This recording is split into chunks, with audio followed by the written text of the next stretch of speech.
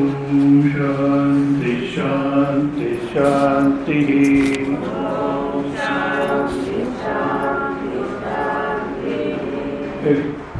भज गोविंदम भज गोविंदम गोविंदम भज मूढ़मते भज गोविंदम भज गोविंदम गोविंदम भज मूढ़मते भज गोविंदम भज गोविंदम गोविंदम भज मूढ़मते भज गोविंदम भज गोविंदम गोविंदम भज मूढ़मते।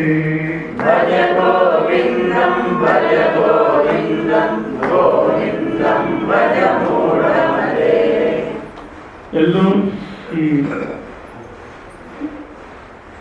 ಶಂಕರಾಚಾರ್ಯ ಬರೆದಿರ್ತಕ್ಕಂಥ ಈ ಪದ್ಯಗಳನ್ನ ಬಾಯಾಟ್ ಮಾಡಿ ಹೇಳ್ಕೊಂಡು ಹೋಗ್ತಿದ್ದಾರೆ. ಆದರೆ ಭಜಗೋವಿಂದಂ ಮೂಢಮತೆ ಅಂತ ಒಬ್ಬರಿಗೊಬ್ಬರು ಹೇಳ್ಕೊಂಡು ಹೋಗ್ತಿರ್ತಾರೆ. ಬಟ್ ಭಜಗೋವಿಂದಂ ಅನ್ನೋದನ್ನು ಯಾರು ಮಾಡಬೇಕು? ಸುಮ್ಮನೆ ಹೇಳ್ಕೊಂಡು ಹೋಗ್ಬೇಕು ಅಲ್ಲ. ಯಾರಿಗಾದರೆ ಸಂಸಾರದಲ್ಲಿ ಸಾಕಪ್ಪ ಅನಿಸಿದೆಯೋ ಅವ್ರಿಗೆ ಭಜಗೋವಿಂದಂ ಸಾಧ್ಯ. ಇಲ್ಲ ಇಲ್ಲೇ ಓಡ್ತಾ ಇದ್ದೀವಿ, ಅಯ್ಯೋ ಅದಾಗಬೇಕು ಇದಾಗಬೇಕು ಹಾಗಾಗಬೇಕು ಹೀಗಾಗಬೇಕು ಅಂತ ಇಲ್ಲೇ ಓಡ್ತಾ ಇದ್ದೀವಿ ಅಂದರೆ ಭಜಗೋವಿಂದಂ ಸುಮ್ಮನೆ ಅದೊಂದು ಹೊರಗಡೆಗೆ ಶೋ ಆಗುತ್ತೆ ಅಷ್ಟೇ ಒಂದು. ಮತ್ತು ಭಜಗೋವಿಂದ ಅಂದರೆ ಎರಡು ರೀತಿ ಅರ್ಥ ಮಾಡ್ತಾರೆ. ಒಂದು ಸಾಕಾರ ರೂಪವನ್ನು, ಪರಮಾತ್ಮನ ರೂಪವನ್ನು ಉಪಾಸನೆ ಮಾಡತಕ್ಕಂಥದ್ದು, ಆರಾಧನೆ ಮಾಡತಕ್ಕಂಥದ್ದನ್ನು ಭಜಗೋವಿಂದಂ ಅಂತಾರೆ. ಮತ್ತು ಗೋವಿಹಿ ಯತ್ ವಿಂದತೆ ತದ್ ಗೋವಿಂದಂ, ಗೋವಿಂದ ಯಾವುದು ಬರುತ್ತೋ ಅದು ಗೋವಿಂದ ಅಂತಾರೆ. ಗೋವಿ ಅಂದರೆ ಉಪನಿಷದ್ವಿಹಿ, ಉಪನಿಷತ್ತಿಂದ ನಮ್ಗೆ ಏನು ಸಿಗುತ್ತೆಯೋ ಅದನ್ನು ಗೋವಿಂದ ಅಂತಾರೆ. ಸೊ ಏನಪ್ಪ ಆಗಿದೆ ಸಮಸ್ಯೆ ಅಂದರೆ ಮಹಾತ್ಮರು ಅರ್ಥ ಮಾಡ್ತಾರೆ ಗೋವಿಂದಂ ಭಜ ಗೋವಿಂದಂ ಅನ್ನೋಕ್ಕೆ. ದೃಶ್ಯ ಪ್ರಪಂಚದಲ್ಲಿ ದೃಶ್ಯದಲ್ಲಿ ದೃಕ್ ಸ್ವರೂಪವನ್ನು ಕಳ್ಕೊಂಡಿದೆಯಾ, ಬಿಡಿಸ್ಕೊ. ಅರ್ಥ ಆಗುತ್ತೆಯಾ? ದೃಶ್ಯ ಪ್ರಪಂಚದಲ್ಲಿ ಅಥವಾ ದೃಶ್ಯದಲ್ಲಿ ದೃಕ್ ಸ್ವರೂಪವನ್ನು ಕಳ್ಕೊಂಡಿದೆಯಾ, ಬಿಡಿಸ್ಕೊ. ಇದಕ್ಕೆ ಸರಿಯಾಗಿ ಅರ್ಥ ಆಗಬೇಕಾದ್ರೆ ಇದೇ ಟಿ ವಿ ನೋಡ್ತಾ ಇರ್ತಾರೆ ಏನು ಜನ.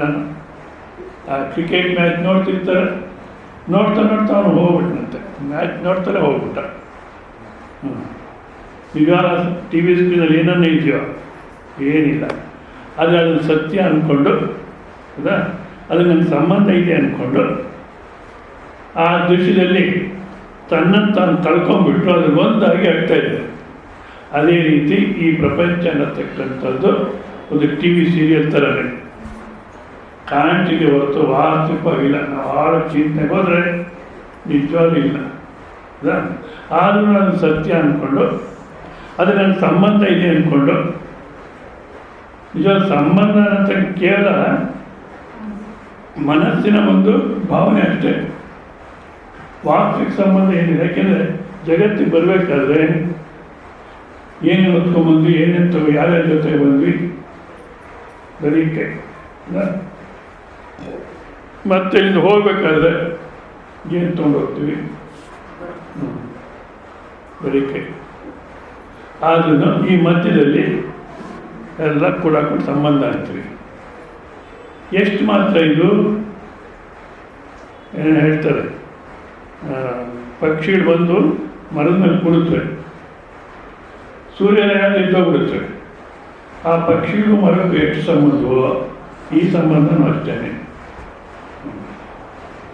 ಆದರೂ ನಾವೇನು ಮಾಡ್ತೀವಿ, ಈ ಪ್ರಪಂಚ ಸತ್ಯ ಅಂತ ಇಟ್ಕೊಂಡು, ನನಗೆ ಸಂಬಂಧ ಅಂತ ಇಟ್ಕೊಂಡು ಆ ದೃಶ್ಯದಲ್ಲಿ ಒಂದಾಗ್ಬಿಟ್ಟು ನನ್ನನ್ನು ನಾನು ಮರೆತುಬಿಟ್ಟಿದ್ದೀನಿ. ಇವಾಗ ಏನು ಮಾಡಬೇಕಪ್ಪ ಅಂದರೆ ಆ ದೃಶ್ಯದಿಂದ ನಮ್ಮನ್ನು ನಾವು ಬಿಡಿಸ್ಕೋಬೇಕು. ಬಿಡಿಸ್ಕೊಂಡ್ರೆ ಅದು ಮನುಷ್ಯ ಜನ್ಮ. ಬಿಡಿಸ್ಕೊಳಕ್ಕೆ ಮಾಡತಕ್ಕಂಥ ಪ್ರಯತ್ನ ಇಲ್ಲ, ಅದು ಮನುಷ್ಯ ಜೀವನ. ಈಗ ಮಿಕ್ಕಿನದೆಲ್ಲ ಪ್ರಾಣಿ ಜೀವನನೇ. ಅಂದಾಗ ಇಲ್ಲಿನ ತನಕ ನಾನು ಅಂತ ಇಟ್ಕೊಂಡು ಇದನ್ನು ನೋಡಿದಾಗ ಇದೆಲ್ಲ ನಾನಲ್ಲ ಅಥವಾ ನಂದಲ್ಲ. ಅದನ್ನು 2 ಭಾಗ ಮಾಡ್ತೀವಿ. ಮತ್ತೆ ಇದು ನಂದು, ಇದು ನಂದಲ್ಲ ಅಂತ. ಹೌದಾ? ಆ ನಂದು ಅನ್ನತಕ್ಕಂಥದ್ರಲ್ಲಿ ನಾನು ಒಂದಾಗ್ಬಿಟ್ಟಿರ್ತೀನಿ. ನಾನು ಹೇಳಿದ್ದಲ್ಲ, ಮನೆ ಬಾಡಿಗೆ ಕೊಟ್ಟು ಅದೇನು ಮಳೆ ಹೊಡೆದ್ರೆ ನಾನು ಎದೆ ಮೇಲೆ ಹೊಡೆದಾಗುತ್ತೆ. ಹೌದಾ? ಏನೋ ನಮ್ಮ ಮಗುಗೆ ಏನೋ ಹೆಚ್ಚು ಕಮ್ಮಿ ಆಯ್ತು ಮನೆಗೆ ಅಂದರೆ ಇವ್ರಿಗೆ ಏನೋ ಹೆಚ್ಚು ಕಮ್ಮಿ ಆಯಿತು ಅನ್ನೋ ಒದ್ದಾಡ್ತಾರೆ. ಆದರೆ ಅಲ್ಲಿ ಸ್ವಲ್ಪ ನಾವು ವಿವೇಕ ಮಾಡಿದ್ರೆ ಅದು ನಾನಲ್ಲ ಅನ್ನೋ ಚೆನ್ನಾಗಿ ಬೇಗ ಅರ್ಥ ಆಗುತ್ತೆ. ಬಟ್ ಈ ಶರೀರಕ್ಕೆ ಬಂದಾಗ ಇದೇ ನಾನು ಅದು ಈಗಿನ ಕಾಲಕ್ಕೆ ಭಾಳಷ್ಟು ಚೆನ್ನಾಗಿ ಅರ್ಥ ಆಗುತ್ತೆ ನೋಡಿ. ಶುಗರ್ ಇತ್ತು, ಶರೀರವೇ ನಾನು ಜೀವನ ಮಾಡ್ತೀವಿ. ಅದೇ ಶುಗರ್ ಇತ್ತು, ಈಗ ಶುಗರು BP ಇವೆಲ್ಲ ಇದ್ದರೆ ಭಾಳಷ್ಟು ಹುಷಾರಾಗಿ ಯಾರು ಹೇಳೋದು ಕೇಳೋದು. ಎಷ್ಟು ಒದ್ದಾಡ್ತೀವಿ ಅಂದರೆ ಆಮೇಲೆ ಹೇಳ್ತಾರೆ, ಸ್ವಾಮೀಜಿ ನಿಮ್ಮ ಮಾತಿಗೆ ನಮಗೆ ಬೆಲೆ ಬರಲಿಲ್ಲ ಈಗ ನೋಡಿ ಅಂತ. ಭಾಳಷ್ಟು ಹುಷಾರಾಗಿರ್ಬೇಕು. ಯಾರಿಗೋ ಒಬ್ಬರಿಗೆ ಹೆಬ್ಬೆಟ್ಟು ಏಟು ಬಿತ್ತು, ಕಾಲಿಗೆ ಎಲ್ಲನ್ನ ಏಟು ಬಿದ್ದು ರಕ್ತ ಬಂತು ಅಂದರೆ ತಕ್ಷಣ ಡಾಕ್ಟರ್ ಹೋಗ್ಬೇಕು, ಶುಗರ್ ಇದ್ದರೆ.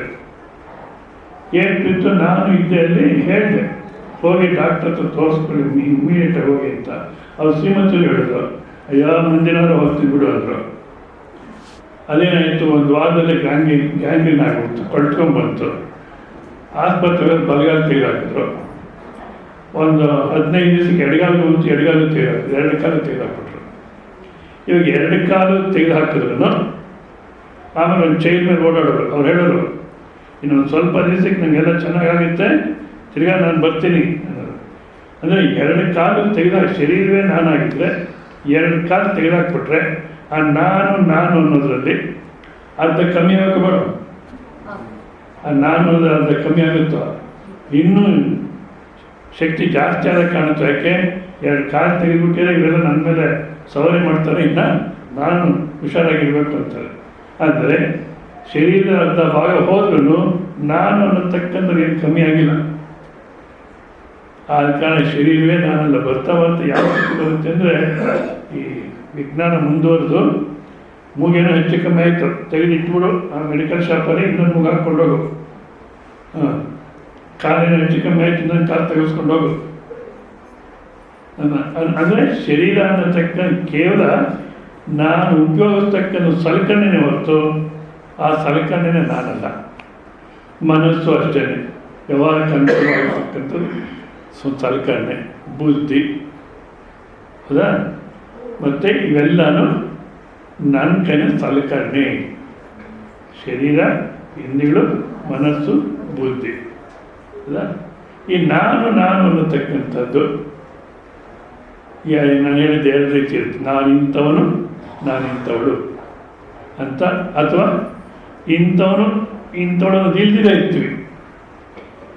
ಇವೆರಡರಲ್ಲಿ ನಾನು ನನ್ನ ಅಹಂಕಾರವನ್ನು ನೋಡ್ತಾ ಇದ್ದೀನಿ, ಬುದ್ಧಿಯನ್ನು ನೋಡ್ತಾ ಇದ್ದೀನಿ, ಮನಸ್ಸನ್ನು ನೋಡ್ತಿದ್ದೀನಿ, ಇಂದ್ರಿಯಗಳನ್ನು ನೋಡ್ತಿದ್ದೀನಿ, ಸ್ಥೂಲ ಶರೀರವನ್ನು ನೋಡ್ತಿದ್ದೀನಿ, ಅನ್ಗೊಡ್ತೀನಿ. ನಾನು ಎತ್ತಿ ತನಕ ನನ್ನ ಶರೀರ ನನಗೆ ಚೆನ್ನಾಗಿ ಗೊತ್ತು ಅಂದಾಗ ಇದೆಲ್ಲವನ್ನು ಯಾವುದು ನೋಡ್ತಿದೆಯೋ ಅದು ನಾನು, ಇದು ನಾನಲ್ಲ. ಅದು ಭಜಗೋವಿಂದ ಬಂದರೆ.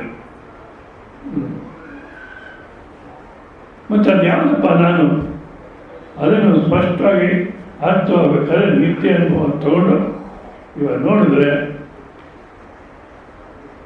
ನಿದ್ದೆಯಲ್ಲಿ ಶರೀರ, ಇಂದ್ರಿಯ, ಬುದ್ಧಿ ಯಾವ ರೀತಿ ನಾವು ಅನುಭವಿಸ್ತೀವೋ ಆ ರೀತಿ ತಗೊಂಡು ನೋಡಿದಾಗ ಶರೀರ, ಇಂದ್ರಿಯ, ಬುದ್ಧಿ ಮತ್ತು ಅಹಂಕಾರ ಏನೂ ಇರಲಿಲ್ಲ. ಅದು ನಾವು ನಿದ್ದೆ ಇದ್ದಾಗ ಅದೇ ನಮ್ಮ ನಿಜ ಸ್ವರೂಪ. ಅದೇ ಈಗಲೂ, ಅದೇ ಆನಂದವೇ ಈಗಲೂ. ಅದು ದೇಶಕಾಲಕ್ಕೆ ಅತೀತ. ದೇಶಕಾಲಕ್ಕೆ ಅತೀತ ಅಂದರೆ ದೇಶಕಾಲ ಇದ್ದಾಗಲೂ ಇರ್ತೀವಿ, ದೇಶಕಾಲ ಇಲ್ಲದೇದ್ದು ಇರ್ತೀವಿ. ಹೌದಾ? ಅಂದಾಗ ಸಾವು ಅನ್ನತಕ್ಕಂಥದ್ದು, ದುಃಖ ಅನ್ನತಕ್ಕ ಇವೆಲ್ಲನೂ ದೇಶಕಾಲದಲ್ಲಿ ಇರೋದು ಕಂಡಿತ ಹೊರತು ದೇಶಕಾಲಕ್ಕೆ ಅತೀತವಾಗಿರ್ತಕ್ಕಂಥ ನನಗೆ ಯಾವುದದು ನಾನು ಅನ್ನತಕ್ಕಂಥ ಅನಿಸಿಕೆ ಇಲ್ದಿರ, ಇದ್ದೀನಿ ಅನ್ನತಕ್ಕಂಥ ಅನಿಸಿಕೆ ಇಲ್ದಿರ ಯಾವುದಾದ್ರೂ ಇದೆಯೋ ಆ ಸ್ವರೂಪಕ್ಕೆ ಯಾವುದು ಅಂಟಲ್ಲ. ಅದೇ ಭಜಗೋವಿಂದ ಬಂದಾಗ ನಾನಂದ ಜೀವನ ಮಾಡುವುದು. ಆದರೆ ಯಾವ್ದು ಹೇಳಿದ್ರು ನಮ್ಗೆ ತಲೆಗೆ ಹೋಗುತ್ತೆ, ಇದು ತಲೆಗೆ ಹೋಗೋದು ಕಷ್ಟ. ಅಥವಾ ಬಾಯಿ ಮಾತಲ್ಲಿ ಹೇಳ್ಬೋದು, ನಾನು ಶರೀರವಲ್ಲ. ನಾನು ಶರೀರವಲ್ಲ ಅಂತ. ಹೌದಾ? ನಾನು ಹೇಳಿದ್ದೆಲ್ಲ, ಯಾರು ನಿಮ್ಮ ಮುಖ ನೋಡಿತು, ದರಿದ್ರ ಮುಖ, ನಿಮ್ಮ ಮುಖ ನೋಡೋದು ಯಾವ ಕೆಲಸ ಆಗಲ್ಲ ಅಂದ್ರು ಅಂತ ಇಟ್ಕೊಳ್ಳಿ. ನಿಮ್ಮ ಮುಖ ನೋಡಿ ಯಾವ ಕೆಲಸ ಆಗಲ್ಲ ಅಂತಾರೆ. ಸ್ವಾಮಿ ಹೇಳಿದ್ದು ನಂಗೆ ಚೆನ್ನಾಗಿ ಅರ್ಥ ಆಗಿದೆ, ನಂಗೆ ಮುಖನೇ ಇಲ್ಲ. ಯಾಕೆ? ಶರೀರವೇ ಇಲ್ಲ. ಹೌದಾ? ಅಷ್ಟೇ ಅಲ್ಲ, ನೀವು ಒಂದ್ಸಲ ಯೋಚನೆ ಮಾಡಿ, ನಿಮ್ಮ ಮುಖ ಯಾವುದು? ಬೆಳಿಗ್ಗೆ ಎದ್ದಾಗ ಯಾವ ರೀತಿ ಇರುತ್ತೋ ಮುಖ, ಅದು ನಿಮ್ಮ ನಿಜವಾದ ಮುಖನ. ನಮಗೆ ಅಸಹ್ಯ ಬರುತ್ತೆ, ಅದಕ್ಕೆ ಬಾತ್ರೂಮ್ಗೆ ಹೋಗಿ ಸ್ವಲ್ಪ ನೀರಿಗೆ ಅಂದ್ಕೊಂಡು ಆಮೇಲೆ ಕಣ್ಣಿ ಮುಂದೆ ಬರ್ತಾರೆ. ಹೌದಾ?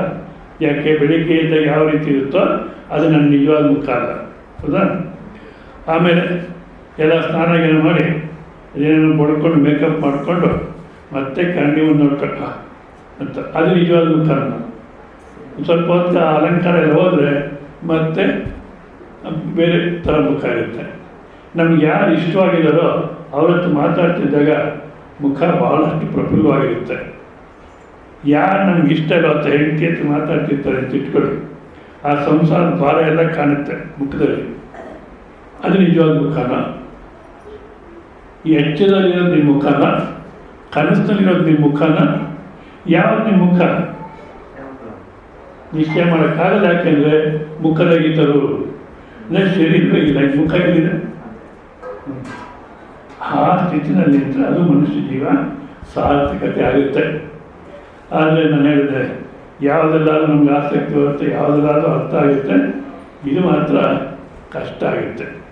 ಅದಕ್ಕೋಸ್ಕರ ನಮ್ಮ ಅಂತಃಕರಣ ತಯಾರು ಮಾಡಲಿಕ್ಕೋಸ್ಕರ ಕೃಷ್ಣ ಪರಮಾತ್ಮ ಅನೇಕ ವಿಧದಲ್ಲಿ ಕರ್ಮಗಳನ್ನು ಬಿಟ್ಟುಬಿಡಬೇಕು, ಸನ್ಯಾಸ ಮತ್ತು ತ್ಯಾಗ ಅನ್ನತಕ್ಕಂಥ ಕೇಳಿದಾಗ ಕೆಲವರು ಕರ್ಮಗಳನ್ನು ಬಿಡಬೇಕು ಅಂತ ಹೇಳ್ತಾರೆ. ಬಿಡತಕ್ಕಂಥ ಸರಿಯಲ್ಲ ಅಂದ್ಬಿಟ್ಟು ಸಾತ್ವಿಕವಾಗಿರ್ತಕ್ಕಂಥ ಗುಣದಲ್ಲಿ ಕರ್ಮಗಳನ್ನು ಮಾಡಬೇಕು ಅಂತ ಹೇಳ್ತಾ, ಮತ್ತು ಅದೇ ರಜಸ್ಸು ತಮಸ್ಸು ಸಾತ್ವಿಕದಲ್ಲಿ ಬ್ರಾಹ್ಮಣ ಕ್ಷತ್ರಿಯ ಶೂದ್ರ ವೈಶ್ಯ ಅನ್ನತಕ್ಕಂಥ ವಿಭಾಗವನ್ನು ಮಾಡಿದ್ದಾರೆ.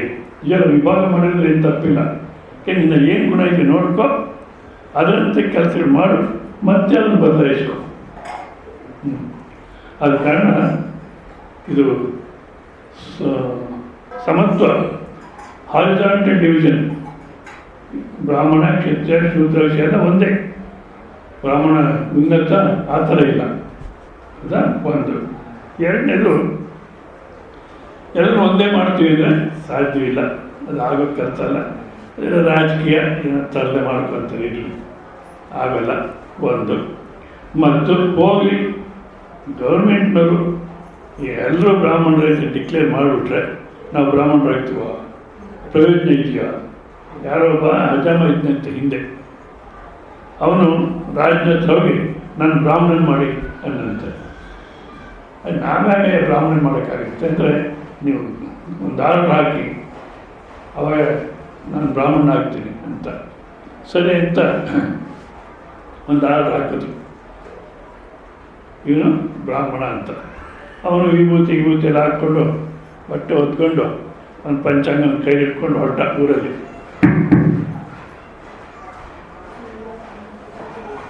ಲೇಂಡಿ ಹೊರಟ.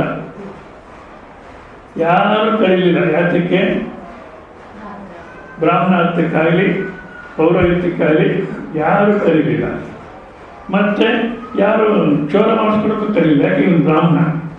ಮತ್ತು ಕ್ಷೌರ ಕರೆದ್ರೆ ರಾಜ ಏನಂತ ಅಂದ್ಬಿಟ್ಟು ಬ್ರಾಹ್ಮಣ ಪುರೋಹಿತ್ಯ ಯಾವುದಕ್ಕೂ ಕರೀಲಿಲ್ಲ, ಕ್ಷೌರ ಮಾಡ್ಕೊಳಕ್ಕೂ ಕರೀಲಿಲ್ಲ. ಇವಾಗ ಜೀವನ ಹೇಗೆ ನಡಿಬೇಕು? ಮತ್ತೆ ಹೋದ ರಾಜನ ಹತ್ರ, ಬೇಡ ನನ್ನ ಅಜಾಮ ಅಂತ ಡಿಕ್ಲೇರ್ ಮಾಡಿದ್ವಿ. ಯಾಕೆ ಹೇಳ್ತಾ ಇದ್ದೀನಿ ಅಂದರೆ, ಗೌರ್ಮೆಂಟವ್ರು ಒಂದೇ ಮಾಡ್ತೀವಿ ಅಂದ್ರೂ ಅಥವಾ ಅವ್ರು ನಮ್ಮದೆಲ್ಲ ಬ್ರಾಹ್ಮಣ ಅಂತಾನೆ ಅಂದ್ರೂ ಇಲ್ಲ, ಪ್ರಯೋಜನ ಇಲ್ಲ. ಮತ್ತೇನಪ್ಪ ಆ ಬ್ರಾಹ್ಮಣ್ಯ ಏನು ಗುಣ ಇರಬೇಕು, ಏನು ಕರ್ಮ ಮಾಡಬೇಕು ಅಂತೆಲ್ಲ ತಿಳ್ಕೊಂಡು ನಾವು ನಮ್ಮನ್ನು ಬದಲಾಯಿಸ್ಕೊಳ್ಳೋಕ್ಕೆ ಪ್ರಯತ್ನ ಮಾಡಬೇಕು.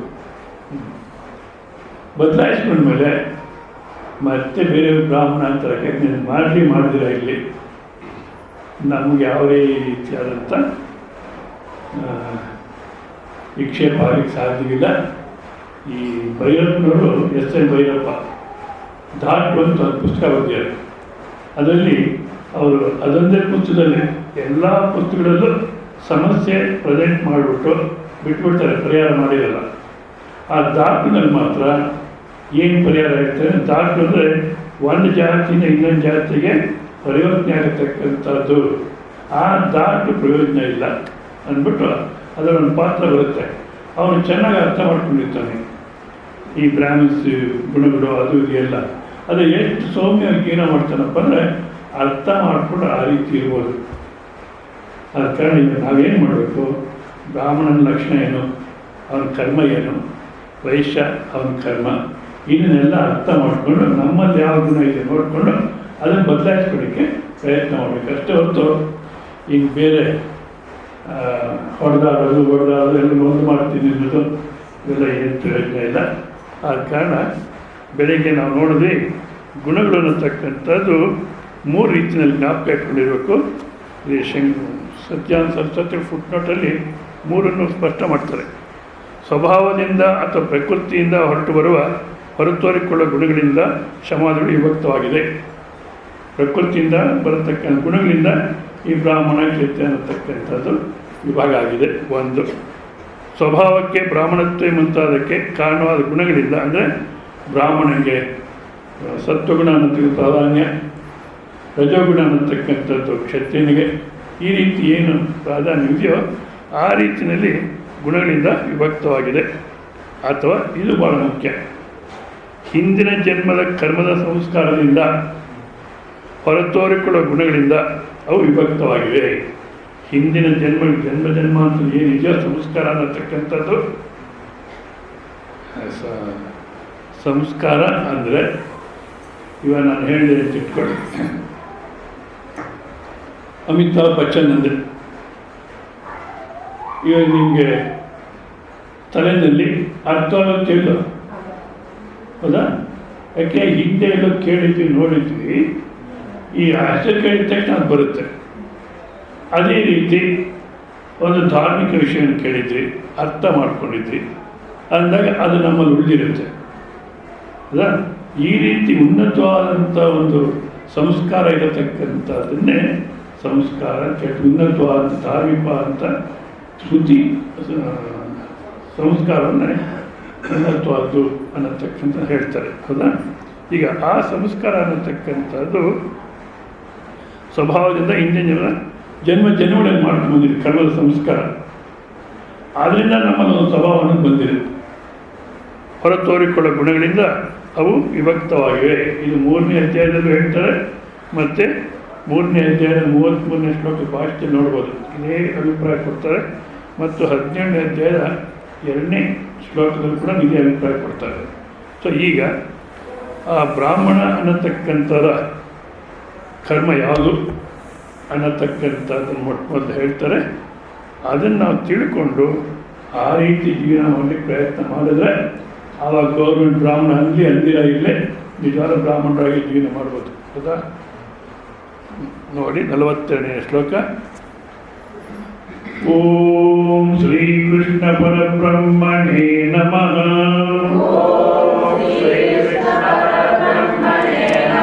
ಶ್ರೀಮದ್ಭಗವದ್ಗೀತಾ ಅಥ ಅಷ್ಟಾದಶೋऽಧ್ಯಾಯಃ. ಮೋಕ್ಷಸನ್ಯಾಸಯೋಗಃ. ಶ್ರೀಭಗವಾನುವಾಚ. ಶಮೋದಮಸ್ತಪಃ ಶೌಚಂ ಶಾಂತಿರಾರ್ಜವಮೇವ ಚ. ಜ್ಞಾನಂ ವಿಜ್ಞಾನಮಾಸ್ತಿಕ್ಯಂ ಬ್ರಹ್ಮಕರ್ಮ ಸ್ವಭಾವಜಂ. ಶಮೋದಮಸ್ತಪಃ ಶೌಚಂ ಶಾಂತಿರಾರ್ಜವಮೇವ ಚ. ಜ್ಞಾನಂ ವಿಜ್ಞಾನಮಾಸ್ತಿಕ್ಯಂ ಬ್ರಹ್ಮಕರ್ಮ ಸ್ವಭಾವಜಂ. ಈಗ ಒಂದೊಂದನ್ನು ನೋಡೋಣ. ಶಮ ಅಂದಾಗ ಶಮ ಮತ್ತು ದಮ. ಶಮ ಅಂದಾಗ ಅಂತಃಕರಣಸ್ಯ ಉಪಶಮ ಅಂದರೆ ಮನೋನಿಗ್ರಹ. ಅಂದರೆ ಮನಸ್ಸನ್ನತಕ್ಕಂಥದ್ದು ಒಂದಲ್ಲ ಒಂದು ವಿಷಯದ ಬಗ್ಗೆ ಚಿಂತನೆ ಮಾಡ್ತಾರೆ ಇರುತ್ತೆ. ಅದಕ್ಕೆ ಒಂದಲ್ಲ ಒಂದು ವಿಷಯದ ಬಗ್ಗೆ ಚಿಂತನೆ ಮಾಡ್ತಾರೆ ಇರುತ್ತೆ. ಹೊರಗಿನ ಪ್ರಪಂಚಕ್ಕೆ ಓಡ್ತಾ ಇರುತ್ತೆ. ಹೊರಗಿನ ಪ್ರಪಂಚಕ್ಕೆ ಓಡ್ತಾ ಇರುತ್ತೆ. ಈಗ ಅದನ್ನು ತನ್ನ ವಿವೇಕದಲ್ಲಿ ಇಟ್ಕೋಬೇಕು, ತನ್ನ ವರ್ತದಲ್ಲಿ ಇಟ್ಕೋಬೇಕು. ಹೇಗಪ್ಪ ಸಾಧ್ಯ? ಅದನ್ನು ಹೇಗೆ ಸಾಧ್ಯ ಅಂದರೆ ಇನ್ನು ಮತ್ತೊಂದು ಕಡೆ ಹೇಳ್ತಾರೆ, ಪ್ರತಿಪಕ್ಷ ಭಾವನೆಯಿಂದ. ಪ್ರತಿಪಕ್ಷ ಭಾವನೆ ಅಂದರೆ ಈಗ ಯಾವುದೋ ಒಂದು ಆಸೆ ಬರುತ್ತೆ, ಮನಸ್ಸು ಆ ವಿಷಯಕ್ಕೆ ಹೋಗುತ್ತೆ. ಈಗ ಅದನ್ನೇನು ಮಾಡಬೇಕು?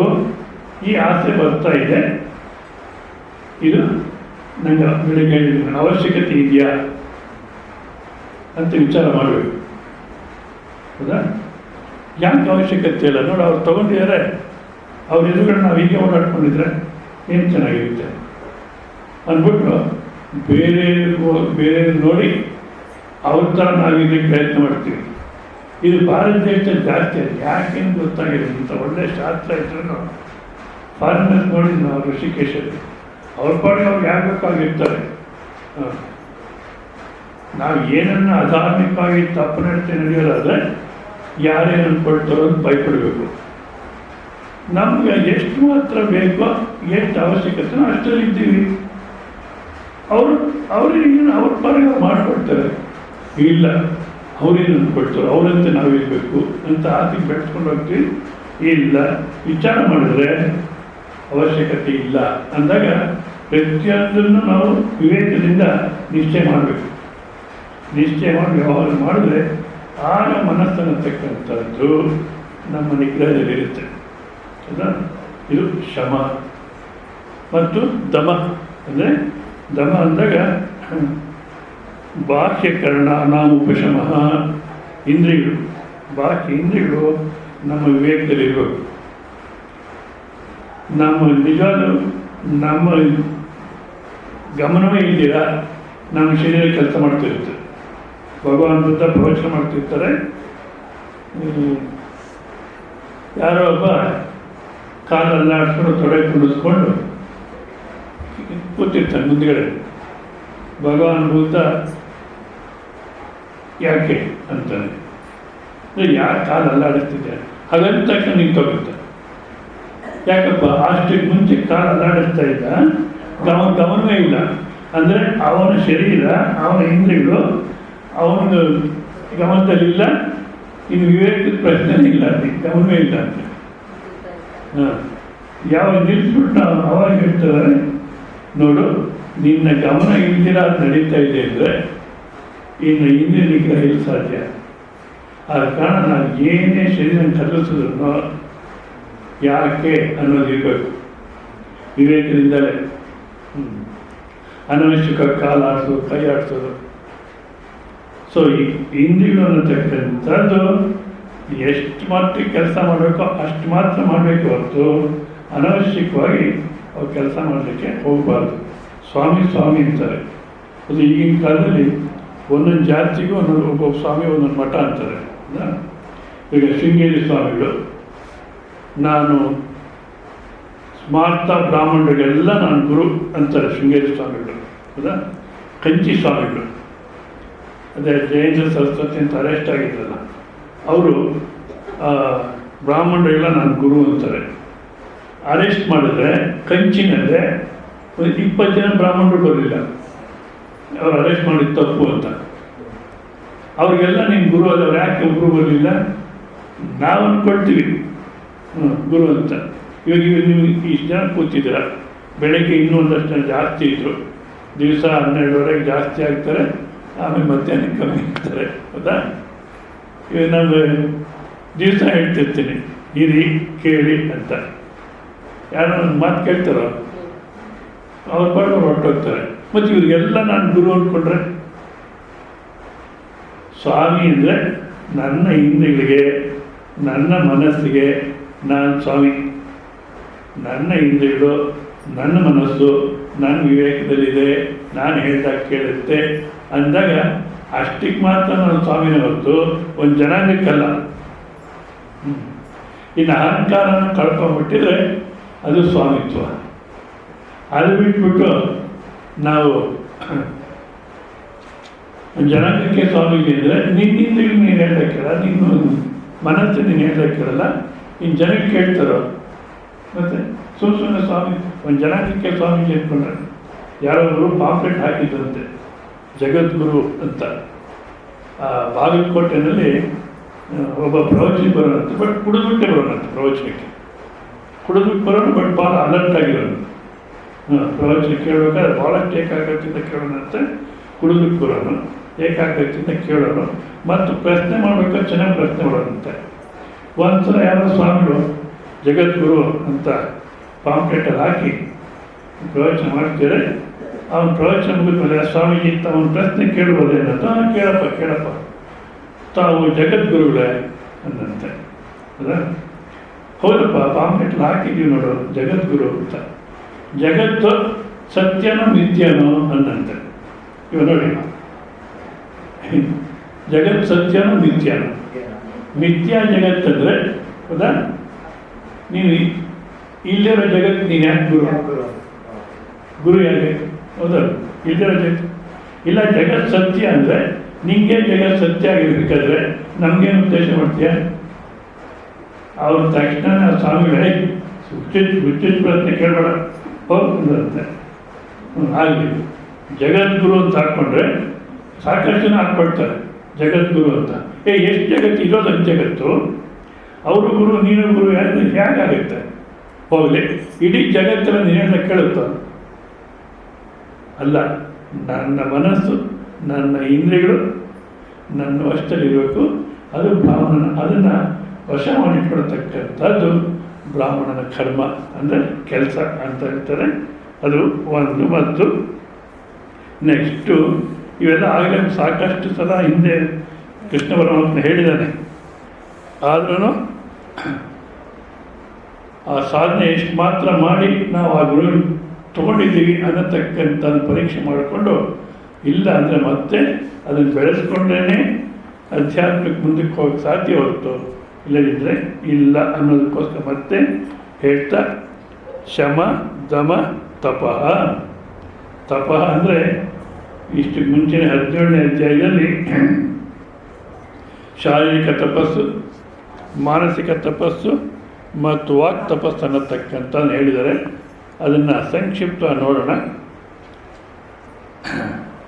ದೇವದ್ವಿಜ ಗುರು ಪ್ರಾಜ್ಞ ಪೂಜನಂ ಶೌಚಮಾರ್ಜವಂ ಬ್ರಹ್ಮಚರ್ಯ ಅಹಿಂಸಾ ಚ ಶಾರೀರಂ ತಪೋಚ್ಯತೆ. ಶಾರೀರಿಕ ತಪಸ್ಸು ಅಂದರೆ ದೇವ ಅಂದರೆ ನಮಗೆ ಯಾವುದೋ ಒಂದು ಇಷ್ಟ ದೇವತೆ ಇಟ್ಕೊಂಡಿರ್ತೀವಿ.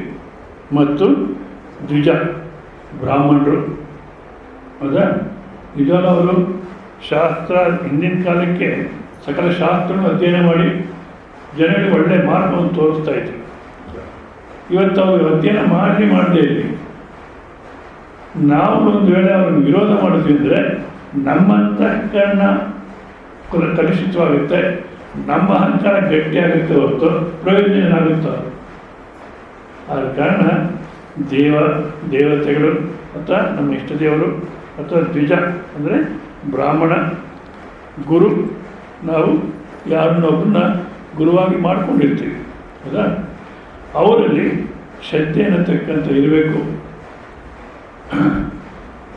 ಮತ್ತು ಅವರನ್ನು ಪೂಜ್ಯ ಭಾವದಿಂದ ಅವ್ರನ್ನ ಪೂಜ್ಯ ಭಾವದಿಂದ ನೋಡಬೇಕು. ಸೊ ಯಾರನ್ನ ಗುರು ಅಂತ ಮಾಡ್ಕೊಂಡಿದ್ವಿ, ಅದೇ ವಿಚಾರ ತಿಳಿದಿರ್ತಕ್ಕಂಥ ಇನ್ನೊಬ್ಬರು ಬಂದರು ಪ್ರಾಜ್ಞ, ಅವರು ಕೂಡ ಅದೇ ದೃಷ್ಟಿಯಿಂದ ನೋಡಬೇಕು, ತಿರಸ್ಕಾರ ಅನ್ನತಕ್ಕನ್ನ ಮಾಡಬಾರ್ದು. ಇಲ್ಲಿ ಶಾರೀರಿಕ ಪ್ರಾಧಾನ್ಯವಿದೆ ಇದರಲ್ಲಿ. ಆದ ಕಾರಣ ಶಾರೀರಿಕ ತಪಸ್ಸಂತಾರೆ ಶೌಚಂ, ಶುಚಿತ್ವ. ಇದೇನೆ ಭಾಳ ಕಷ್ಟ.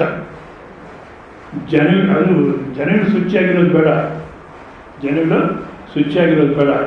ಶುಚಿಯಾಗಿರೋದು ಕಂಡ್ರೂ ಆಗಲ್ಲ ಜನಕ್ಕೆ. ಜಿಡ್ಡು ಕೃಷ್ಣಮೂರ್ತಿ ಅವರದ್ದು ಇದೇ ಅನುಭವ. ಅವ್ರು ಹೇಳ್ತಾರೆ, ಜನಗಳು ಶುಚಿಯಾಗಿರೋದು ಬೇಡ, ಶುಚಿಯಾಗಿರೋರನ್ನು ಒಪ್ಕೊಳ್ಳಲ್ಲ ಅಂತ. ಯಾಕೆ?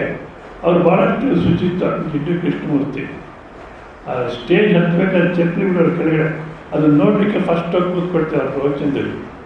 ಎಷ್ಟು ನಯವಾಗಿಬಿಡೋರು ಅವರು. ಮತ್ತು ಡಯಸ್ಸು ಅಷ್ಟೇ ಭಾಳ ಶುಭ್ರವಾಗಿರೋದು. ಅವ್ರು ಹಾಕತಕ್ಕಂಥ ಬಟ್ಟೆನೂ ಅಷ್ಟೇ ಫಾರಿನೆಲ್ಲ ಸುತ್ತೋರು. ಅದು ಬಿಸ್ಕತ್ ಕಲರ್ ಜುಬ್ಬ ಮತ್ತು ಕಚ್ಚೆ ಪಂಚಾಕಿ, ಆಂಧ್ರ ಕಚ್ಚೆ ಥರ ಕಚ್ಚೆ ಪಂಚೆ ಹಾಕಿ ಕೆಂಪು ಬಾರ್ಡರ್, ಇಷ್ಟೆಲ್ಲ ಬಾರ್ಡರು ಆ ಥರ ಉಡೋರು. ಭಾಳಷ್ಟು ಪವಿತ್ರವಾಗಿ ಕಾಣೋದು. ನಮ್ಮಲ್ಲಿ ಏನಾಗಿದೆ ಅಂದರೆ ಯಾಕೆ ಗೊತ್ತಿಲ್ಲ. ಅವ್ರು ಶುಚಿಯಾಗಿರೋದು ಬೇಡ, ಬೇರೆ ಶುಚಿಯಾಗಿದ್ರು ಒಪ್ಪಲ್ಲ. ಏನು ಶುಚಿ ಶುಚಿ ಶುಚಿ ಅಂತ ಒದ್ದಾಡ್ತಾರೆ. ಅವರಿಗೆ ಜಗತ್ತೇ ಸತ್ಯವಾಗಿದೆ. ನಾನು ಹೇಳಿದ್ರೆ ಶುಚಿಯಾಗಿರೋಕ್ಕಿನ್ನ ನೀನು ಅಶುಚಿ ಬ್ರಹ್ಮಕ್ಕಿನ್ನ ಶುಚಿಯಾಗಿರೋದು ಒಳ್ಳೆಯದು. ಯಾಕಪ್ಪ ಶುಚಿತ್ವ ಅಂದರೆ ಬಾಹ್ಯ ಶೌಚ, ಆಂತರಿಕ ಶೌಚ. ಬಾಹ್ಯ ಶೌಚ ನಾವಿರತಕ್ಕಂಥ ಪರಿಸರ ಇಲ್ಲಿ ಶಂಕರಾಚಾರ್ಯ ಹೇಳಬೇಕಾದ್ರೆ ಆಗಿನ ಕಾಲಕ್ಕೆ ಸೋಪು ಅದೆಲ್ಲ ಇರಲಿಲ್ಲ, ಮಣ್ಣಲ್ಲಿ ಶರೀರ ಶುದ್ಧಿ ಮಾಡಿಕೊಡ್ತಕ್ಕಂಥದ್ದು ಈ ಥರ ಹೇಳೋರು, ಬಟ್ಟೆ ಶುದ್ಧಿ ಮಾಡೋದು. ಹೌದಾ? ಪರಿಸರ ಅನ್ನತಕ್ಕಂಥದ್ದು ಶುದ್ಧವಾಗಿರಬೇಕು. ಮತ್ತು ಒಳಗಡೆ ಇರತಕ್ಕಂಥ ಅಶುಚಿ, ಒಳಗಡೆ ಯಾವುದು ಅಶುಚಿ, ಹೊರಗಿನ ಅಶುಚಿನೇ ನಮಗೆ ಗೊತ್ತಾಗಲ್ಲ, ಅಶೌಚ ಗೊತ್ತಾಗಲ್ಲ. ಇನ್ನು ಒಳಗಡೆ ಇರತಕ್ಕಂಥ ಅಶೌಚ ಗೊತ್ತಾಗುತ್ತೋ? ಹಾಂ, ಮೊಟ್ಟಮೊದಲು ಹೊರಗಡೆ ಇರತಕ್ಕಂಥದ್ದು ಗೊತ್ತಾಗಿ ಅದನ್ನು ಶುಭ್ರ ಮಾಡಿಕೊಂಡ್ರೆ ನಂತರ ಶಾರೀರಿಕ ಶುದ್ಧಿ.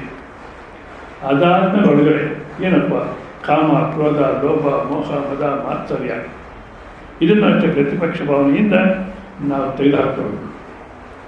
ಆಸೆ ಬಂತು ವಿವೇಕ ಮಾಡಿ ತೆಗೆದುಹಾಕಬೇಕು. ಕ್ರೋಧ ಶಾಂತಿ ಅಂತ ಬರ್ತಾವೆ ನೋಡೋಣ, ಅದನ್ನು ಪ್ರಯೋಜನ ಇಲ್ಲ ಅಂದ್ಬಿಟ್ಟು ಅವನ್ನೆಲ್ಲ ತೆಗೆದುಹಾಕೊಳ್ಳತಕ್ಕಂಥ ಪ್ರಯತ್ನ ಮಾಡ್ತಿರ್ತಕ್ಕಂಥದ್ದು ಬ್ರಾಹ್ಮಣ ಕರ್ಮ, ಬ್ರಾಹ್ಮಣ ಲಕ್ಷಣ ಅಂತಾರೆ. ಮತ್ತು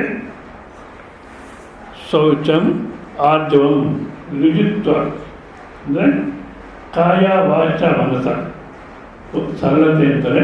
ಕಾಯ ವಾಚ ಮನಸ ಒಂದೇ ಇರಬೇಕು. ವ್ಯವಹಾರದಲ್ಲಿ ಕಾಯ ವಾಚ ಮನಸ ಒಂದೇ ಇರಬೇಕು. ಆದರೆ ಈಗಿನ ಕಾಲ ವ್ಯವಹಾರ ಏನಾಗಿದೆ ಅಂದರೆ ಅಯ್ಯಯ್ಯ ಆ ರೀತಿ ಸಾಧ್ಯ ಇಲ್ಲ ಸ್ವಾಮೀಜಿ. ಕಾಯ ವಾಚ ಮನಸ ಒಂದೇ ಸಾಧ್ಯವಿಲ್ಲ. ಇವಾಗ ಯಾರೋ ಫೋನ್ ಮಾಡ್ತಾರೆ, ಹೌದಾ, ಒಂದು 20,000 ರೂಪಾಯಿ ಬೇಕು ಅವರಿಗೆ. ಫೋನ್ ಮಾಡಿ ತಕ್ಷಣ 20,000 ಬೇಕು, 20,000 ರೂಪಾಯಿ ಬೇಕು ಕೊಡು ಅಂದರೆ ಅದು ಸರಿಯಾದ ವ್ಯವಹಾರ. ಅದಕ್ಕೆ ಏನು ಮಾಡ್ತಾರೆ, ನಿನ್ನ ಆರೋಗ್ಯ ಆಗಿದೆಯಪ್ಪ ಅಂತಾರೆ. ಚೆನ್ನಾಗಿದ್ದೀನಿ. ನಿಮ್ಮ ಶ್ರೀಮಂತಿಯವರೇ ನರ್ಸಿಂಗ್ ಹೋಮ್ ಇದ್ರಲ್ಲ ಅವರು, ಇಲ್ಲ ಅವರು ಚೆನ್ನಾಗಿದ್ದಾರೆ, ಇವಾಗ ಆಗಲೇ ಒಂದು ಡಿಸ್ಚಾರ್ಜ್ ಆಗಿ ಬಂದಿದ್ದಾರೆ, ಅವರು ಚೆನ್ನಾಗಿದ್ದಾರೆ, ಮಕ್ಕಳೇನು ಓದ್ತಿದ್ದಾರೆ ಅಂತ ಇದೆಲ್ಲ ಕೇಳ್ತಾರೆ.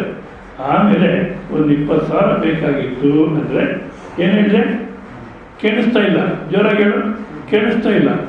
ಇಷ್ಟೊತ್ತು ಕೇಳಿಸ್ತಿತ್ತು, ಇವಾಗ ಯಾಕೆ ಕೇಳಿಸ್ತಿಲ್ಲ ಅಂದರೆ ಕೊಡೋ ಇಷ್ಟ ಇಲ್ಲ. ಅದಕ್ಕೋಸ್ಕರ ಏನು ಮಾಡ್ತೀವಿ, ಒಳಗಡೆ ಕೊಡೋ ಇಷ್ಟ ಇಲ್ಲ, ಅದು ಹೊರಗಡೆ ಹೇಳ್ತೀರ ಏನು ಡ್ರಾ ಮಾಡ್ತೀಯಾನೆ. ಇವಾಗ ಇದೇನಾಗಿತ್ತು ಈ ಥರ ಅಂದರೆ ಮಾತಿನಲ್ಲೊಂದು, ಕೃತಿನಲ್ಲಿ ಇನ್ನೊಂದು ಮತ್ತು ಆಲೋಚನೆ ಇನ್ನೊಂದು ಅಂದಾಗ ನಮ್ಮಲ್ಲೇ 3 ಜನ ತಯಾರಾಗಿಬಿಡ್ತಾರೆ.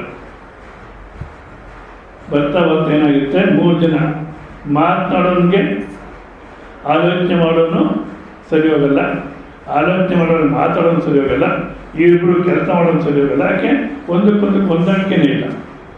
ಹೌದಾ?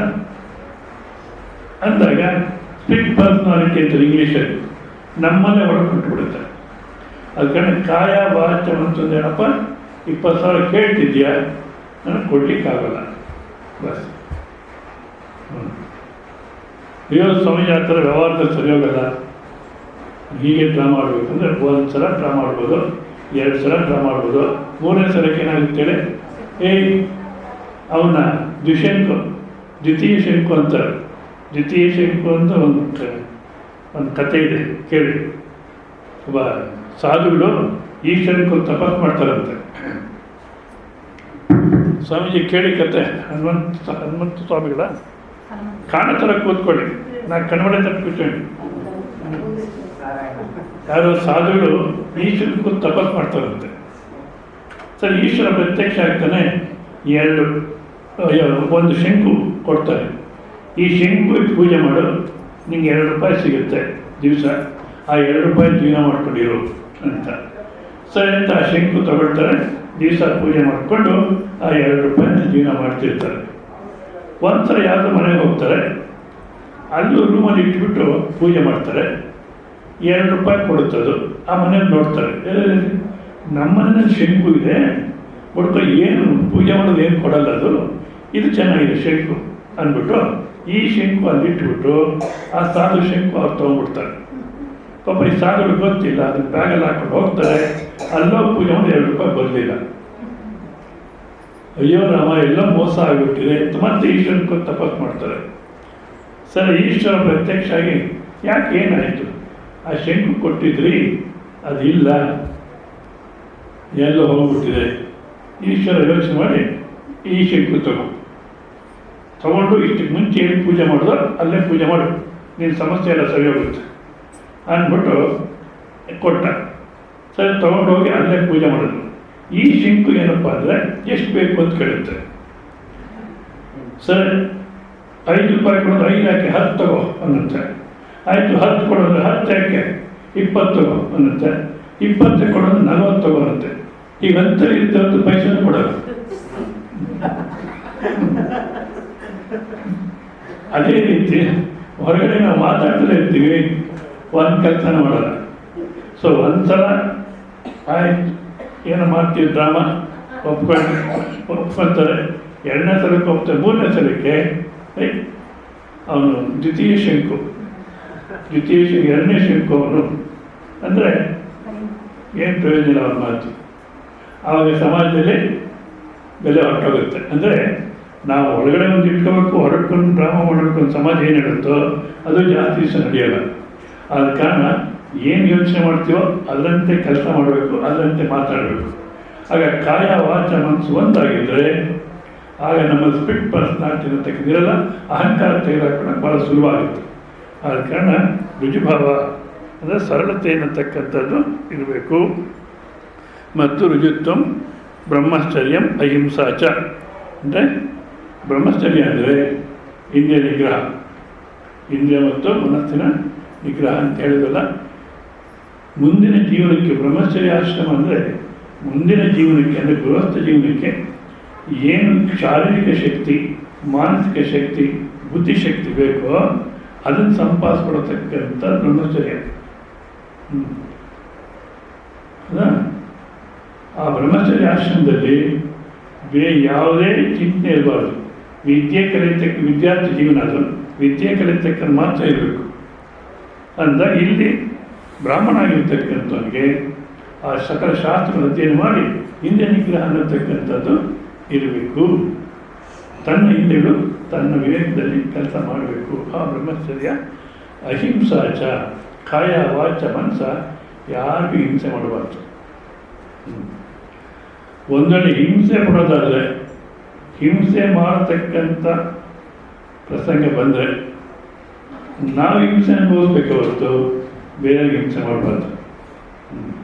ಬೇರೆಯವರಿಗೆ ಹಿಂಸೆ ಮಾಡಲಿಕ್ಕೆ ಹೋಗಬಾರ್ದು. ನಾನು ಇಷ್ಟೆಲ್ಲ ತಿಳ್ಕೊಂಡಿದ್ದೀನಿ, ನಾನೇಕೆ ಬಗ್ಗಬೇಕು ಬೇರೆಯವರಿಗೆ ಅಂತ. ಇವಾಗ ತಿಳ್ಕೊಂಡಿರೋರು ಸೋಲ್ಬೇಕು ಅಥವಾ ತಿಳ್ಕೊಳ್ಳಿರೋದು ಸೋಲ್ಬೇಕು.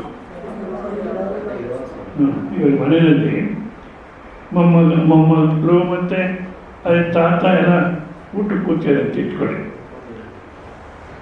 ಮೊಮ್ಮಗ ಹೇಳ್ತಾನೆ, ಅಜ್ಜಿ ತಾತ ನಿನ್ನ ಮದುವೆನಲ್ಲಿ ನಾನೇ ತಿಳ್ಕೊಬಿಡ್ಸಿ. ಅಲ್ಲೋ ನಿಮ್ಮ ಅಪ್ಪನೇ ಇರಲಿಲ್ಲ, ನೀನೆಲ್ಲಿದ್ದೋ, ನೀನೇ ತುಪ್ಪಬಡ್ಸೋಕ್ಕಾಗುತ್ತೆ ಅಂದರೆ ಹೋ ಅಂತ ಹೇಳ್ತಾನೆ. ಅಜ್ಜಿ ಬರ್ತಾಳೆ, ನಿಮ್ಮ ಗಂಟೆನೇ ತೊತ್ಕೊಳ್ರಿ ಅಂತಾರೆ. ಇವಾಗ ಯಾರು ಸೋಲ್ಬೇಕು? ಸಾತಾನೆ ಸೋಲ್ಬೇಕು, ಅದನ್ನು ಗೊತ್ತಿರೋರು ಸೋಲ್ಬೇಕು. ಈ ಥರ ನಾನು ಆದ ಕಾರಣ ನಾವು ಇಷ್ಟೆಲ್ಲ ಶ್ರವಣ ಮಾಡ್ತಿದ್ವಿ ಅಂದಮೇಲೆ ಬೇರೆಯವರು ನಾವೇ ಸೋಲ್ಬೇಕು.